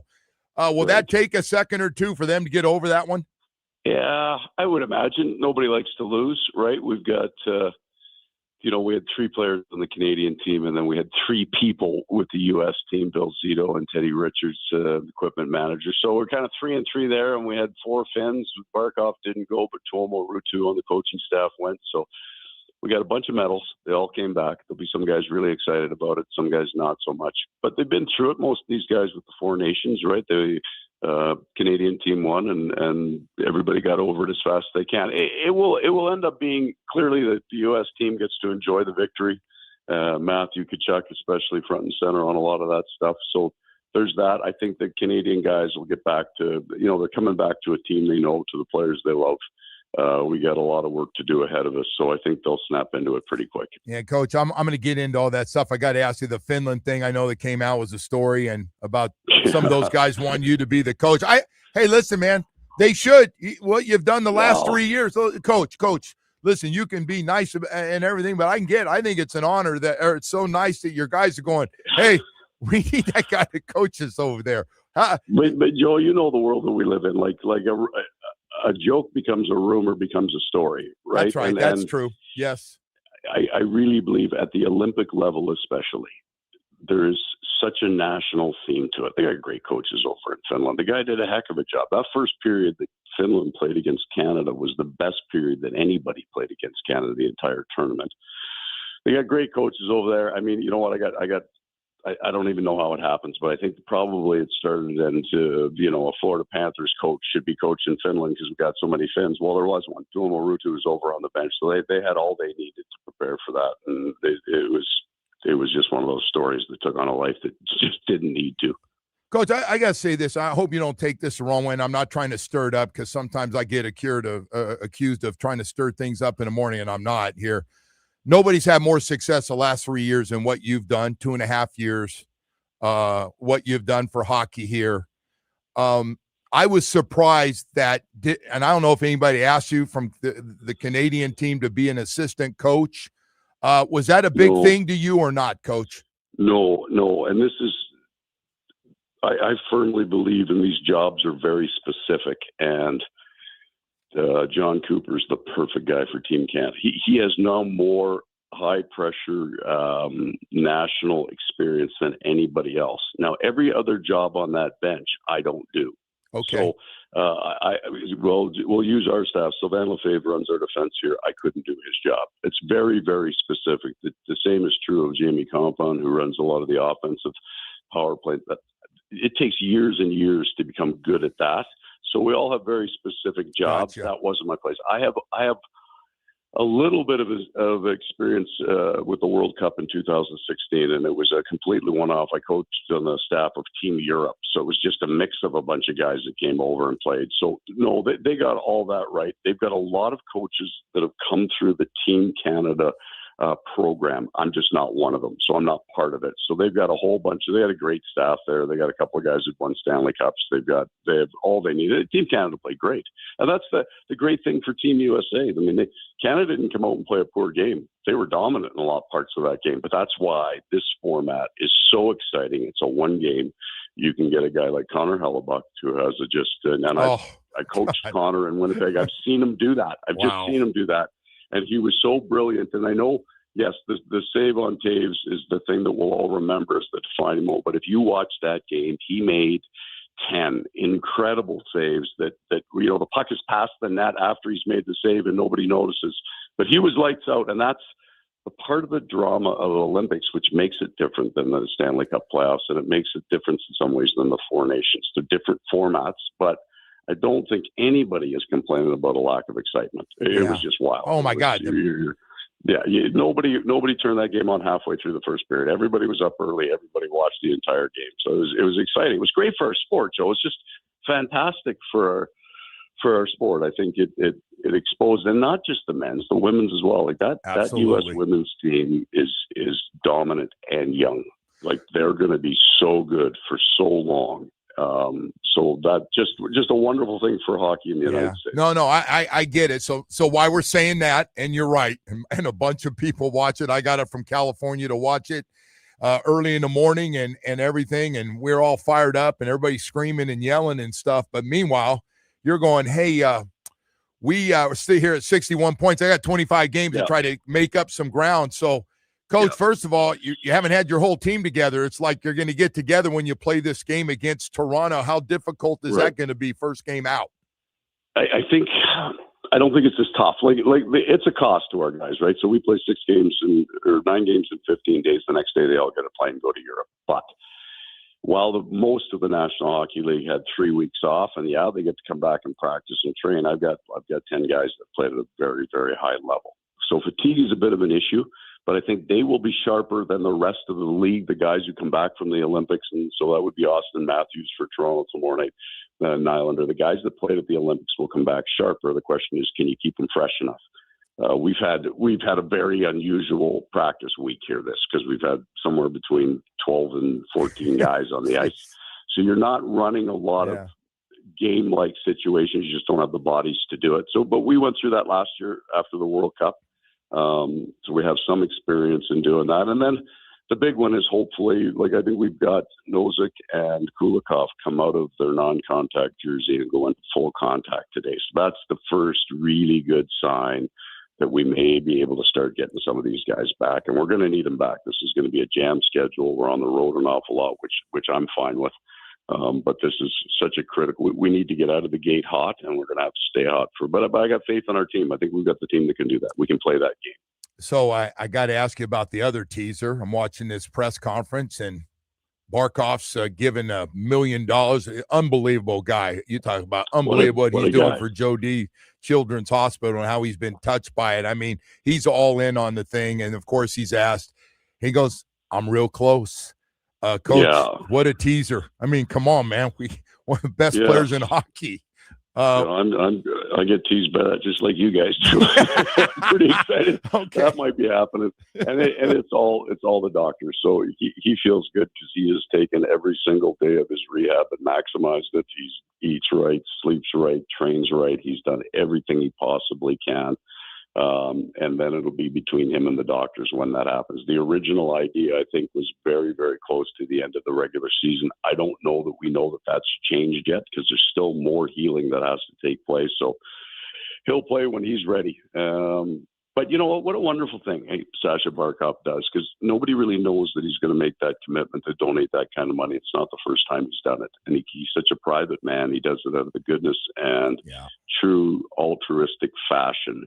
He's not looking to get his name in the paper to do it. He just thinks it's the right thing, and it's impacted him, and it's heartfelt from him.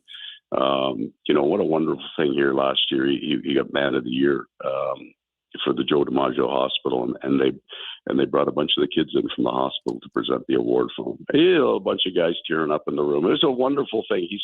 He's just quietly such a fine man. He's not a guy that's on the front page of the paper just because he's a quiet man. But what a wonderful human being we have leading our team here. The most private superstar we've had maybe ever in this town, Yeah. because until really, I've been told by, hey, people don't realize how good he is. And then they get to see him in these playoffs the last couple of years, and they go, oh, I see why he's considered to be one of the very, very best players in this game. It's just crazy. Hey, Coach, could there be some more guys coming back? I know people have asked me about Jones potentially coming back, who's been such a big part of this as well. Yeah, so he's not that far off, but we've got to get him out of the non-contact. He needs a little bit more healing time.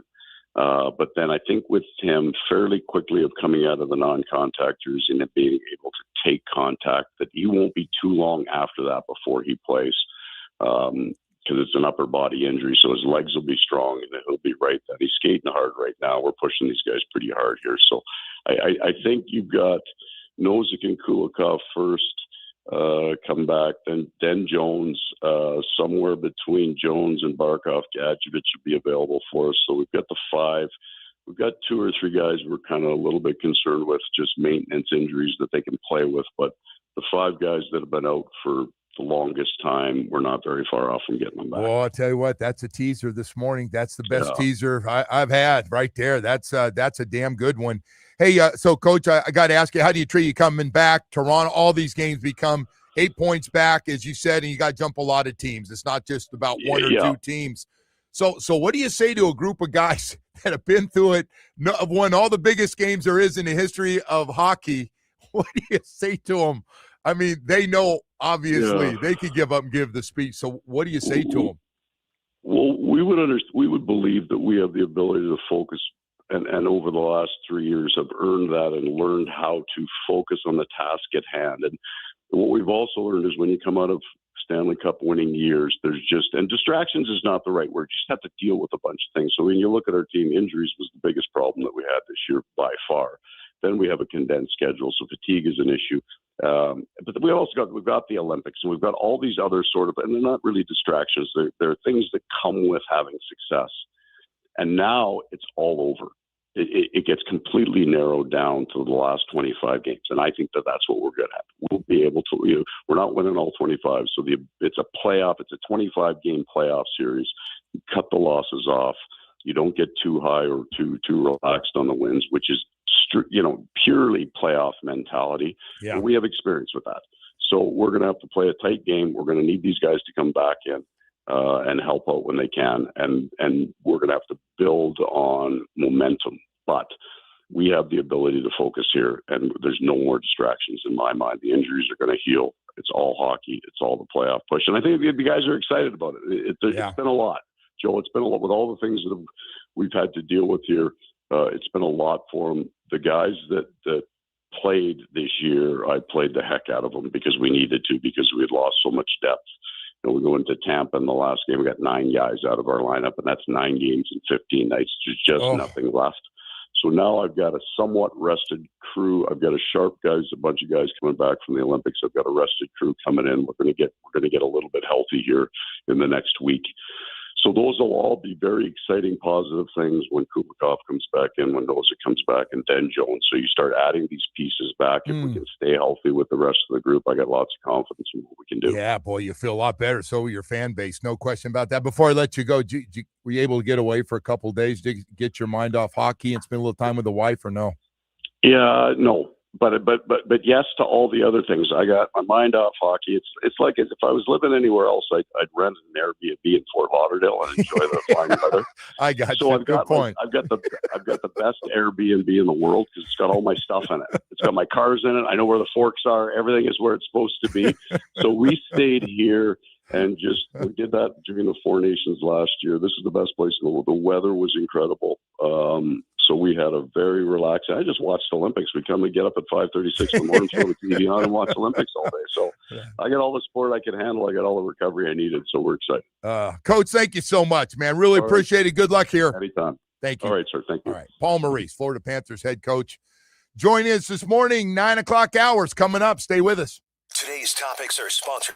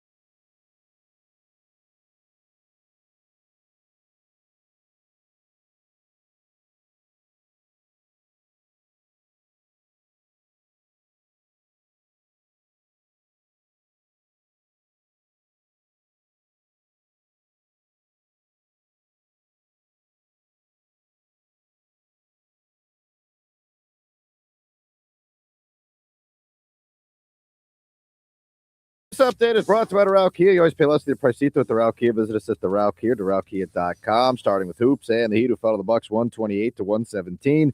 Next up, Miami will head to Philly tomorrow night. And the Miami Hurricanes beat FSU 83-73. The Canes will return home to take on Boston College on Saturday afternoon. And to baseball, the Marlins will continue spring training against the Astros. Today's first pitch is at 1:10 from Roger Dean Chevrolet Stadium. And the Hurricanes will be in Boca to play FAU. The first pitch is at 6:30. Joe, I was showing you those videos earlier. The guys challenging those pitches in spring training. That's interesting. Kind of amazing how much the umpires miss. But so I watched a lot of MLB Network while I was in California with my dad, and I saw that and I was like, "Oh, this is a bad idea, man." To me, this challenging balls and strikes is a horrible idea. And I know, well, we got technology to get everything right. Yeah. How many? I guess you only get a couple, but my God, man, and then see what the NFL wants to do now. And by the way, you talk about knee-jerk reaction. What is the NFL? I don't even know what the NFL wants to do. They're So changing the rules you saw every, the punch thrown that wasn't called in the Super Bowl. Okay. Over on the sideline. So now they're saying they can go back. They want to put this in and review to see, because there was a punch thrown and missed in that game. Yeah. The problem with the punches is it's usually a guy hitting another guy in the helmet. Well, is it a shove? Is it a push? I mean, is it more of a push, or is it more of a punch? Yeah. And Who cares? semi in between. It's just like, can't we just move on? Like, and then you you saw dust up and move on. The other thing is the onside kick. They're going out. This isn't working, and I'm like, okay. What are you saying? We're going to go to 4th and 15 now for the onside kick? We going back to that? That was, everybody hated that. Is that what we're going to do? What are we going to do? What's left? It's hard enough with, you got 5 on each side, and you got to tell everybody, oh, by the way, no surprise, this is an onside kick. And it's not like the old days where the front line guys would smash the guys in the front and the guys behind them would try to get the ball, because they wanted to make it a healthier play, a safer play. And so I just don't know what they can do on the onside kick. And I get it. Did you see this UFL league? Did you see the rules that they're going with? No. So they're going to have a 4-point field goal. 60 yards or further will be worth 4 points. So that's one. I get it. But you can't do this in the NFL, right? As fun as it would be. Like, by the way, you start doing that, you're going to start paying kickers a lot of money. I think they start paying kickers a lot of money regardless. The problem is that kickers from 60 plus are almost automatic now. Sure. Some of them. Till late in the year. Look at this one. No punting inside the 50-yard line. Wow. Yeah, the rule does not apply after the 2-minute warning. Woody, they can do that though in that league. Yeah, it's kind of first of all, that rule, like no punting inside the 50-yard line, that's basically how the NFL is anyway. Nobody's punting. Analytics, bro. Yeah. Analytics tells you percentages and chances, and we got some coaches are super aggressive, some aren't. That's all right, man. No tush push. They've completely eliminated the tush push. That's not going anywhere, by the way. There is no pushback on that. Numbers have dropped. Nobody's complaining. All of a sudden, 1 year later. Play. It's terrible, man. And they never catch the false starts. No, it's because they can't see it inside, in fairness to them. All right, here you go, Joe. Overtime rules. 3 attempts. Teams will alternate attempts from the 5-yard line. If after 3 attempts for each team, the tie has not been broken, the teams will alternate attempts until there's a winner. So that's basically, I think, the college type deal there, except they're going to start at the 5-yard line. That's an interesting one. And then the point after, you have a 1-point conversion, which is a 33-yard field goal. You have a 2-point conversion, ball placed at the 2-yard line, and a 3-point conversion with the ball placed at the 8-yard line. I just tell you this.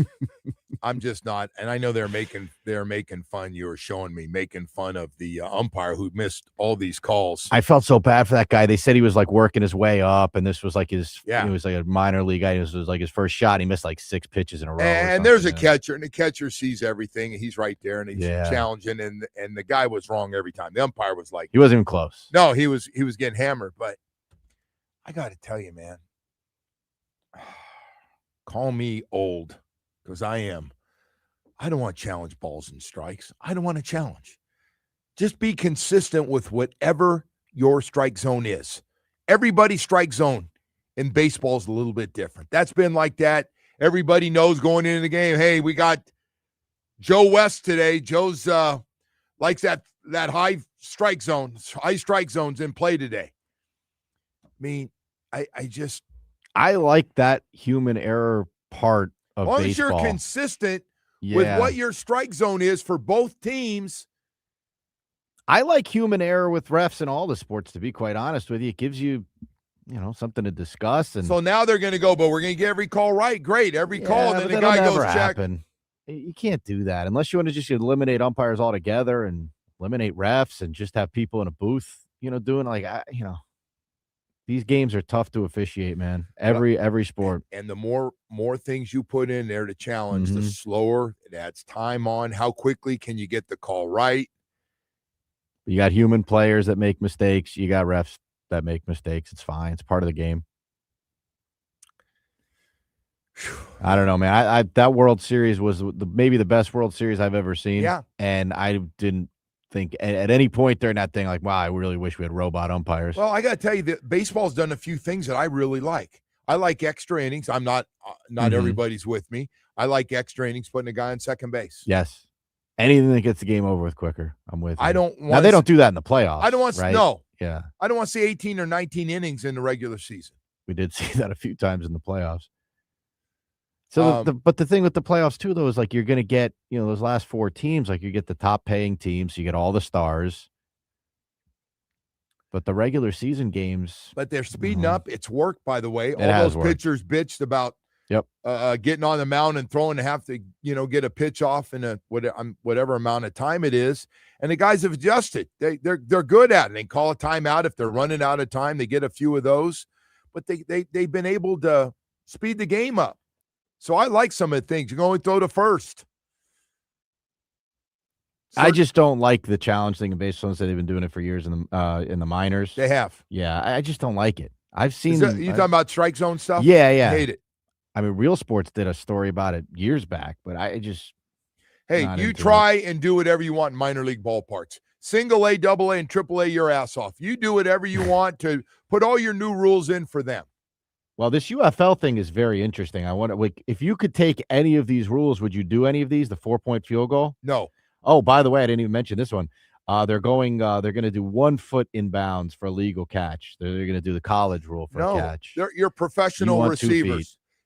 A pro needs to be 2. One, you can have 1, and the other one can be 8 feet out as long as you don't touch it first. I was talking to my friends about this yesterday too. Like we were looking at these ridiculous rules.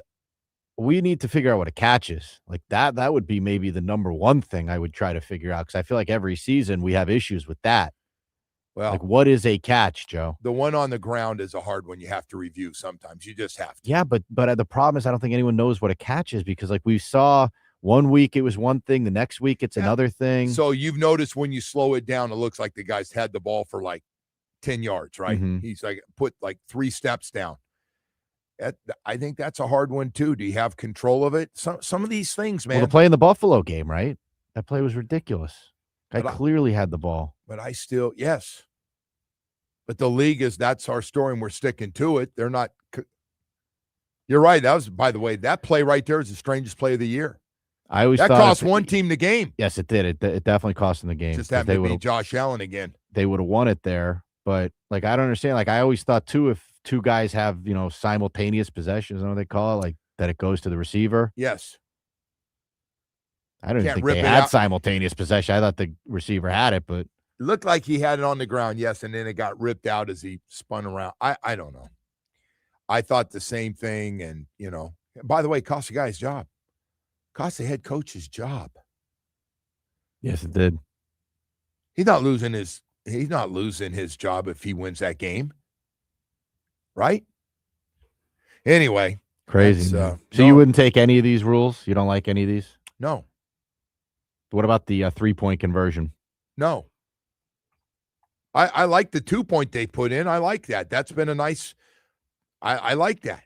You know what I love the NFL's done the most? I love they moved the extra point. This automatic high school extra point thing, I wish college would move it back. College kickers are shaky, man. College kickers are pro kickers at some point, some of them. But some of them. But they are yeah. shaky. There are some shaky 5 or 6 of them. I mean, yeah. No, there's some shaky ones. I just it's just such a crummy way to lose.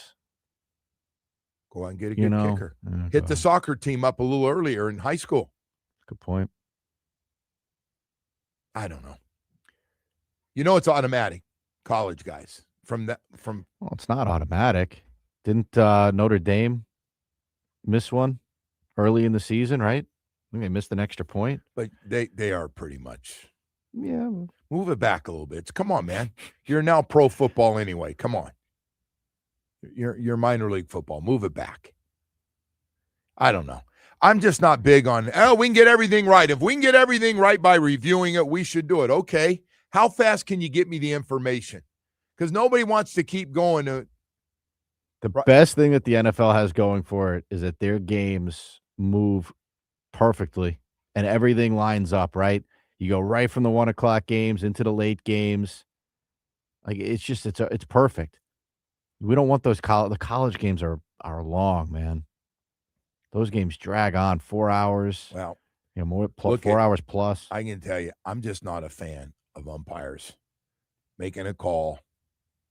And I get it. Inch or two outside. And then getting shown up by a machine. Yes. Yeah. I'm with you. I think umpires are. I'll give you another one. Been around for 100-something years. Some of these guys got nasty breaking pitches. You try to make that call, whether it caught the corner or not. Yeah, right.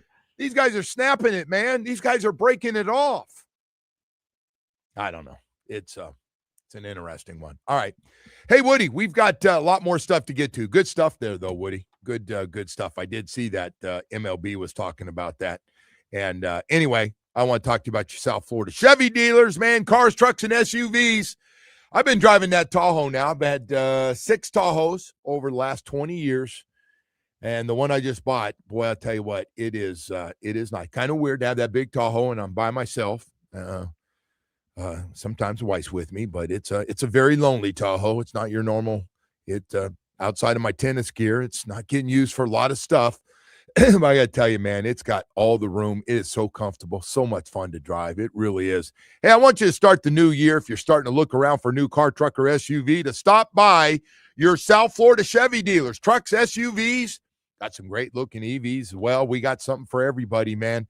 I love to talk about some of the new ones that we have out here. In 2026, our new A-lister in SUV family is that Chevy Blazer, a perfect mix of capability, comfort, and confidence. Aggressive, sporty, elegant, stylish. I can go on. And oh, by the way, spacious enough to accommodate the big family, yet doesn't compromise any of its style. That's the 2026 Chevy Blazer. It is so nice, man. You're going to love it. Like all of our SUVs and trucks, man, you can't go wrong. Start the new year, new points of view, new places, and new adventures. It's a perfect time to hit the open road in a new Chevy. We got 14 dealerships throughout South Florida. Visit your local South Florida Chevy dealers today. Together, let's drive in 2026. Today's topics are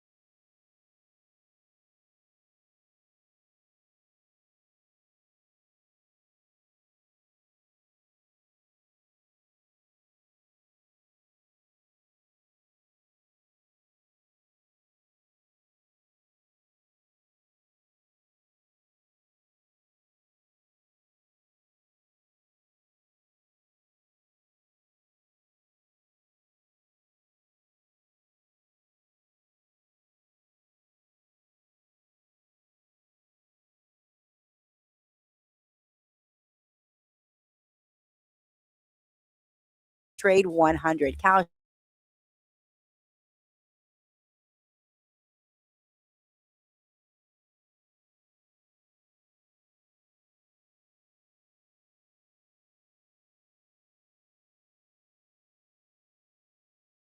Seven 3733. Market opens in about 5 minutes or 7 minutes from now, whatever. The NASDAQ futures up 140 points. The Dow futures up 227 points. So best of luck to all players there, Joe. We like to see it going up here. Sure.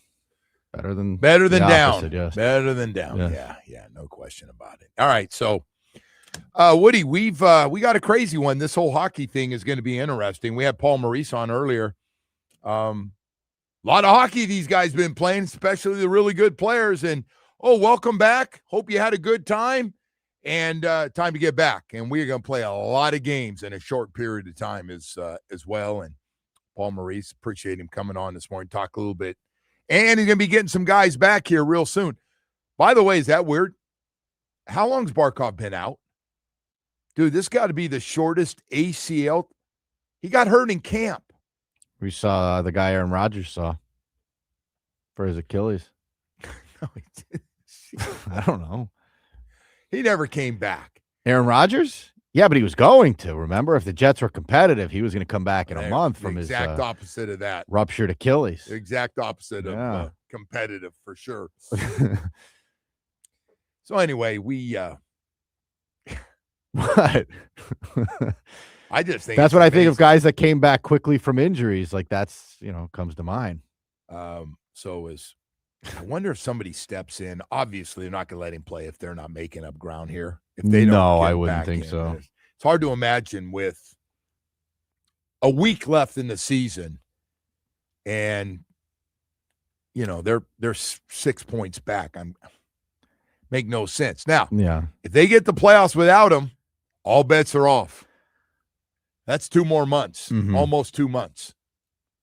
Then all of a sudden that could change a little bit. But, man, I'll tell you what, he must be working his butt off. Truly, by the way, Barkov is truly, of all the superstars we have in this town, or guys that are considered the best in the game at what they do,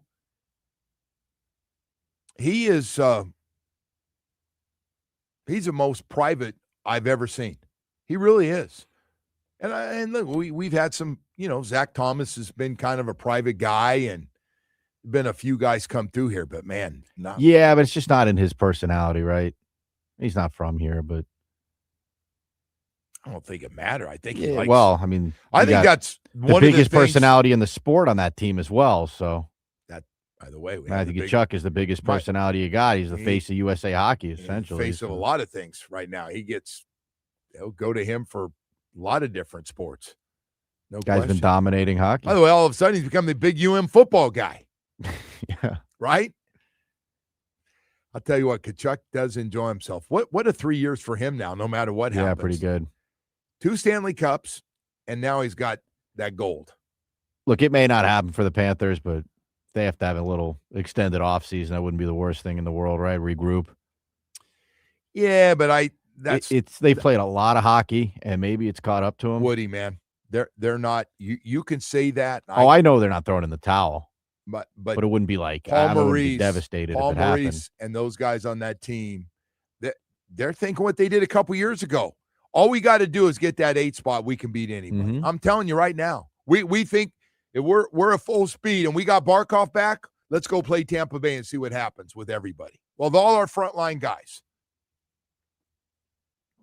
Question is, can they get there? Boy, they got to win a lot of games, and need some teams to come back to them. But hey, man, you never know, right? Never know. We've seen it happen before. All of a sudden, think about this, Woody. You win 4 or 5 in a row, and somebody else goes 1-4 or 0-5, and all of a sudden you make up 8 or 10 points just that quickly. Putting a little pressure on them. Put a little pressure, and then all of a sudden you're going, uh-oh, here we come. Look like a few people are looking to see what we're driving behind you because we're right on your ass. Well said. Thank you. Just wanted to make that point today. Hey, real quickly, too, I got to say this, man, because it's coming up. And I got to get to work starting today. The DCC, man, is coming up this Saturday, Hard Rock Stadium. Biggest charity event in the country, in the state, here in South Florida. It's big. Dolphins Cancer Challenge for Sylvester Comprehensive Cancer Center, going over $100 million this year. And it's a great event. Stuart Miller, I love you, man. You're a big part of it, from Lennar and all the people that work for him and the money he gives himself and everybody else. But that thing is fantastic. And it's going to be Saturday, ride, run, cycling.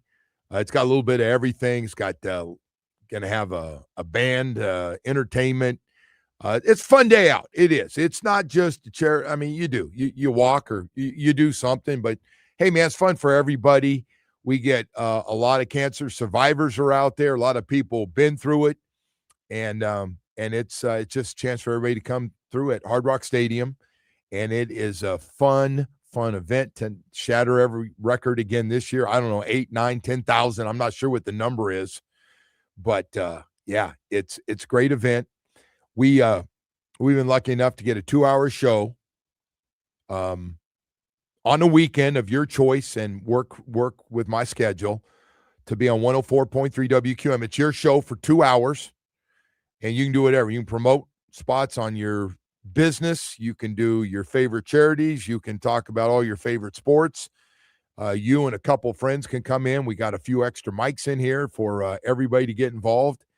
And so want to let everybody know that is going to be open. We'll be doing that probably this week and next week to raise money. All that money will go to Sylvester Comprehensive Cancer Center, so that you know that, to the DCC. And so we appreciate it. And Robert Taylor usually grabs it, and he is amazing and is one of a kind for sure every year. But anyway, hey, love to see everybody getting involved, and I got to get going today on that event myself. So we have all that stuff. Meanwhile, we got John Eric Sullivan busy at a press conference. Hey, man, I think we can all read between the lines now from everything he said that he's trying to move Tua. I mean, in a perfect world, that big fat contract, they're trying to move it. They know they're going to have to pay either most of it or all of it, whether they cut him or they end up trading him. It's going to cost. They may have to throw in a draft pick even if they can trade him. And it's about the draft, man. It's about the draft picks, as he said. It's about the undrafted rookie free agents. It's about them. And there's still work to do, man, with the Minkah Fitzpatrick's also a big contract. And I think most people believe Minkah would like to be somewhere that has a chance to win, as he's about ready to hit that 30th birthday, that he doesn't want to be here for what's going on. And I understand. And by the way, John Eric Sullivan understands too. Probably love to get a decent draft pick for him. And so, yeah, there's John Eric Sullivan's got a lot of work. But listen, man, I mean, he's being real nice because he doesn't want to come off like he's ripping Chris Greer. And I respect that. We do it for him. But we're a cap mess. And we got to clean up the debt. The banks want their money, man. We got to clean it up. And so that's why we are dumping players, man, dumping salaries. And there might be more. There might be more coming. I hope they keep Waddle and Achane. I hope that ends up working out the way they're talking. But again, somebody makes some unbelievable offer, and I believe the Buffalo Bills are the team that offered Waddle and the Dolphins a first-round pick. Not in the upcoming draft, but the following draft with another pick behind it. And the Dolphins decided not to do it. But there's a lot of work to do, folks. Lot of work. John Eric Sullivan talking about the quarterback situation and Malik Willis as well, and that he liked them. But again, I just think I don't know what we can do with money. We really, it was worse than I thought with the money. I knew it was bad. Everybody said, hey, it's going to be real bad with the hit you're going to take on the salary cap, dead money. And that's what we're doing. And the middle of it all, the president of the club is Tua's contract. And I'm not hating, by the way, on Tua getting the money. He got the money. They gave it to him. The dumbasses gave it to him. So he said, he's like, it doesn't matter. Somebody's going to pay me this. It says guaranteed. So you got to pay me somewhere. Somebody's got to pay me. But I'm getting my money. You decide how it's coming out. But he's getting that money. Can you imagine that? You going to celebrate when he finally leaves? I'm going to be pretty friggin' happy. Pop a champagne bottle in there? I don't know about that. I don't know, man. The guy rubs me the wrong way. I cannot lie about it. Not a fan. You don't think he'll be at the event this weekend? No. I don't think he goes very often anyway. I thought he walked last year, didn't he? He was pushing a stroller or something. Maybe last year he did. I don't know. I hope he shows up and confronts you. Good. He's quiet with everything else. Why would he do that? I mean, he can't talk when we walk by him. Why then now all of a sudden he's going to talk because we say something about him? I mean, you need a ladder to look you in the eye. Step stool. I'm not doing that, dude. You try and get me to take a personal shot. I'm not doing that. Personal shot? What? You just got through saying how he rubs you the wrong way. That seems personal. I'm all for it, by the way. I love it. I can only take. You're entertained by this, to be honest. Our team's best stretch of football this year, he was at his worst. He was the one guy not playing well when this team won 4 straight. I know. What's he going to just say like, oh, it's just he had some good stuff and he had some bad. Yeah, he did. He had some good throws. He did. He had some bad ones too. Too many. Well, you were itching to get back in that chair, huh? Well, you think I had Tua build up or something? Sounds like it. No, it's not that. Not that at all. I'm not like that. Hey, all right, man. We've got more stuff to get to here this morning. Kyle Krabs, Locked On Fins podcast and A to Z Sports NFL analyst at the Combine, will join us next. The Joe Rose Show is presented by Loctite Windows, Doors,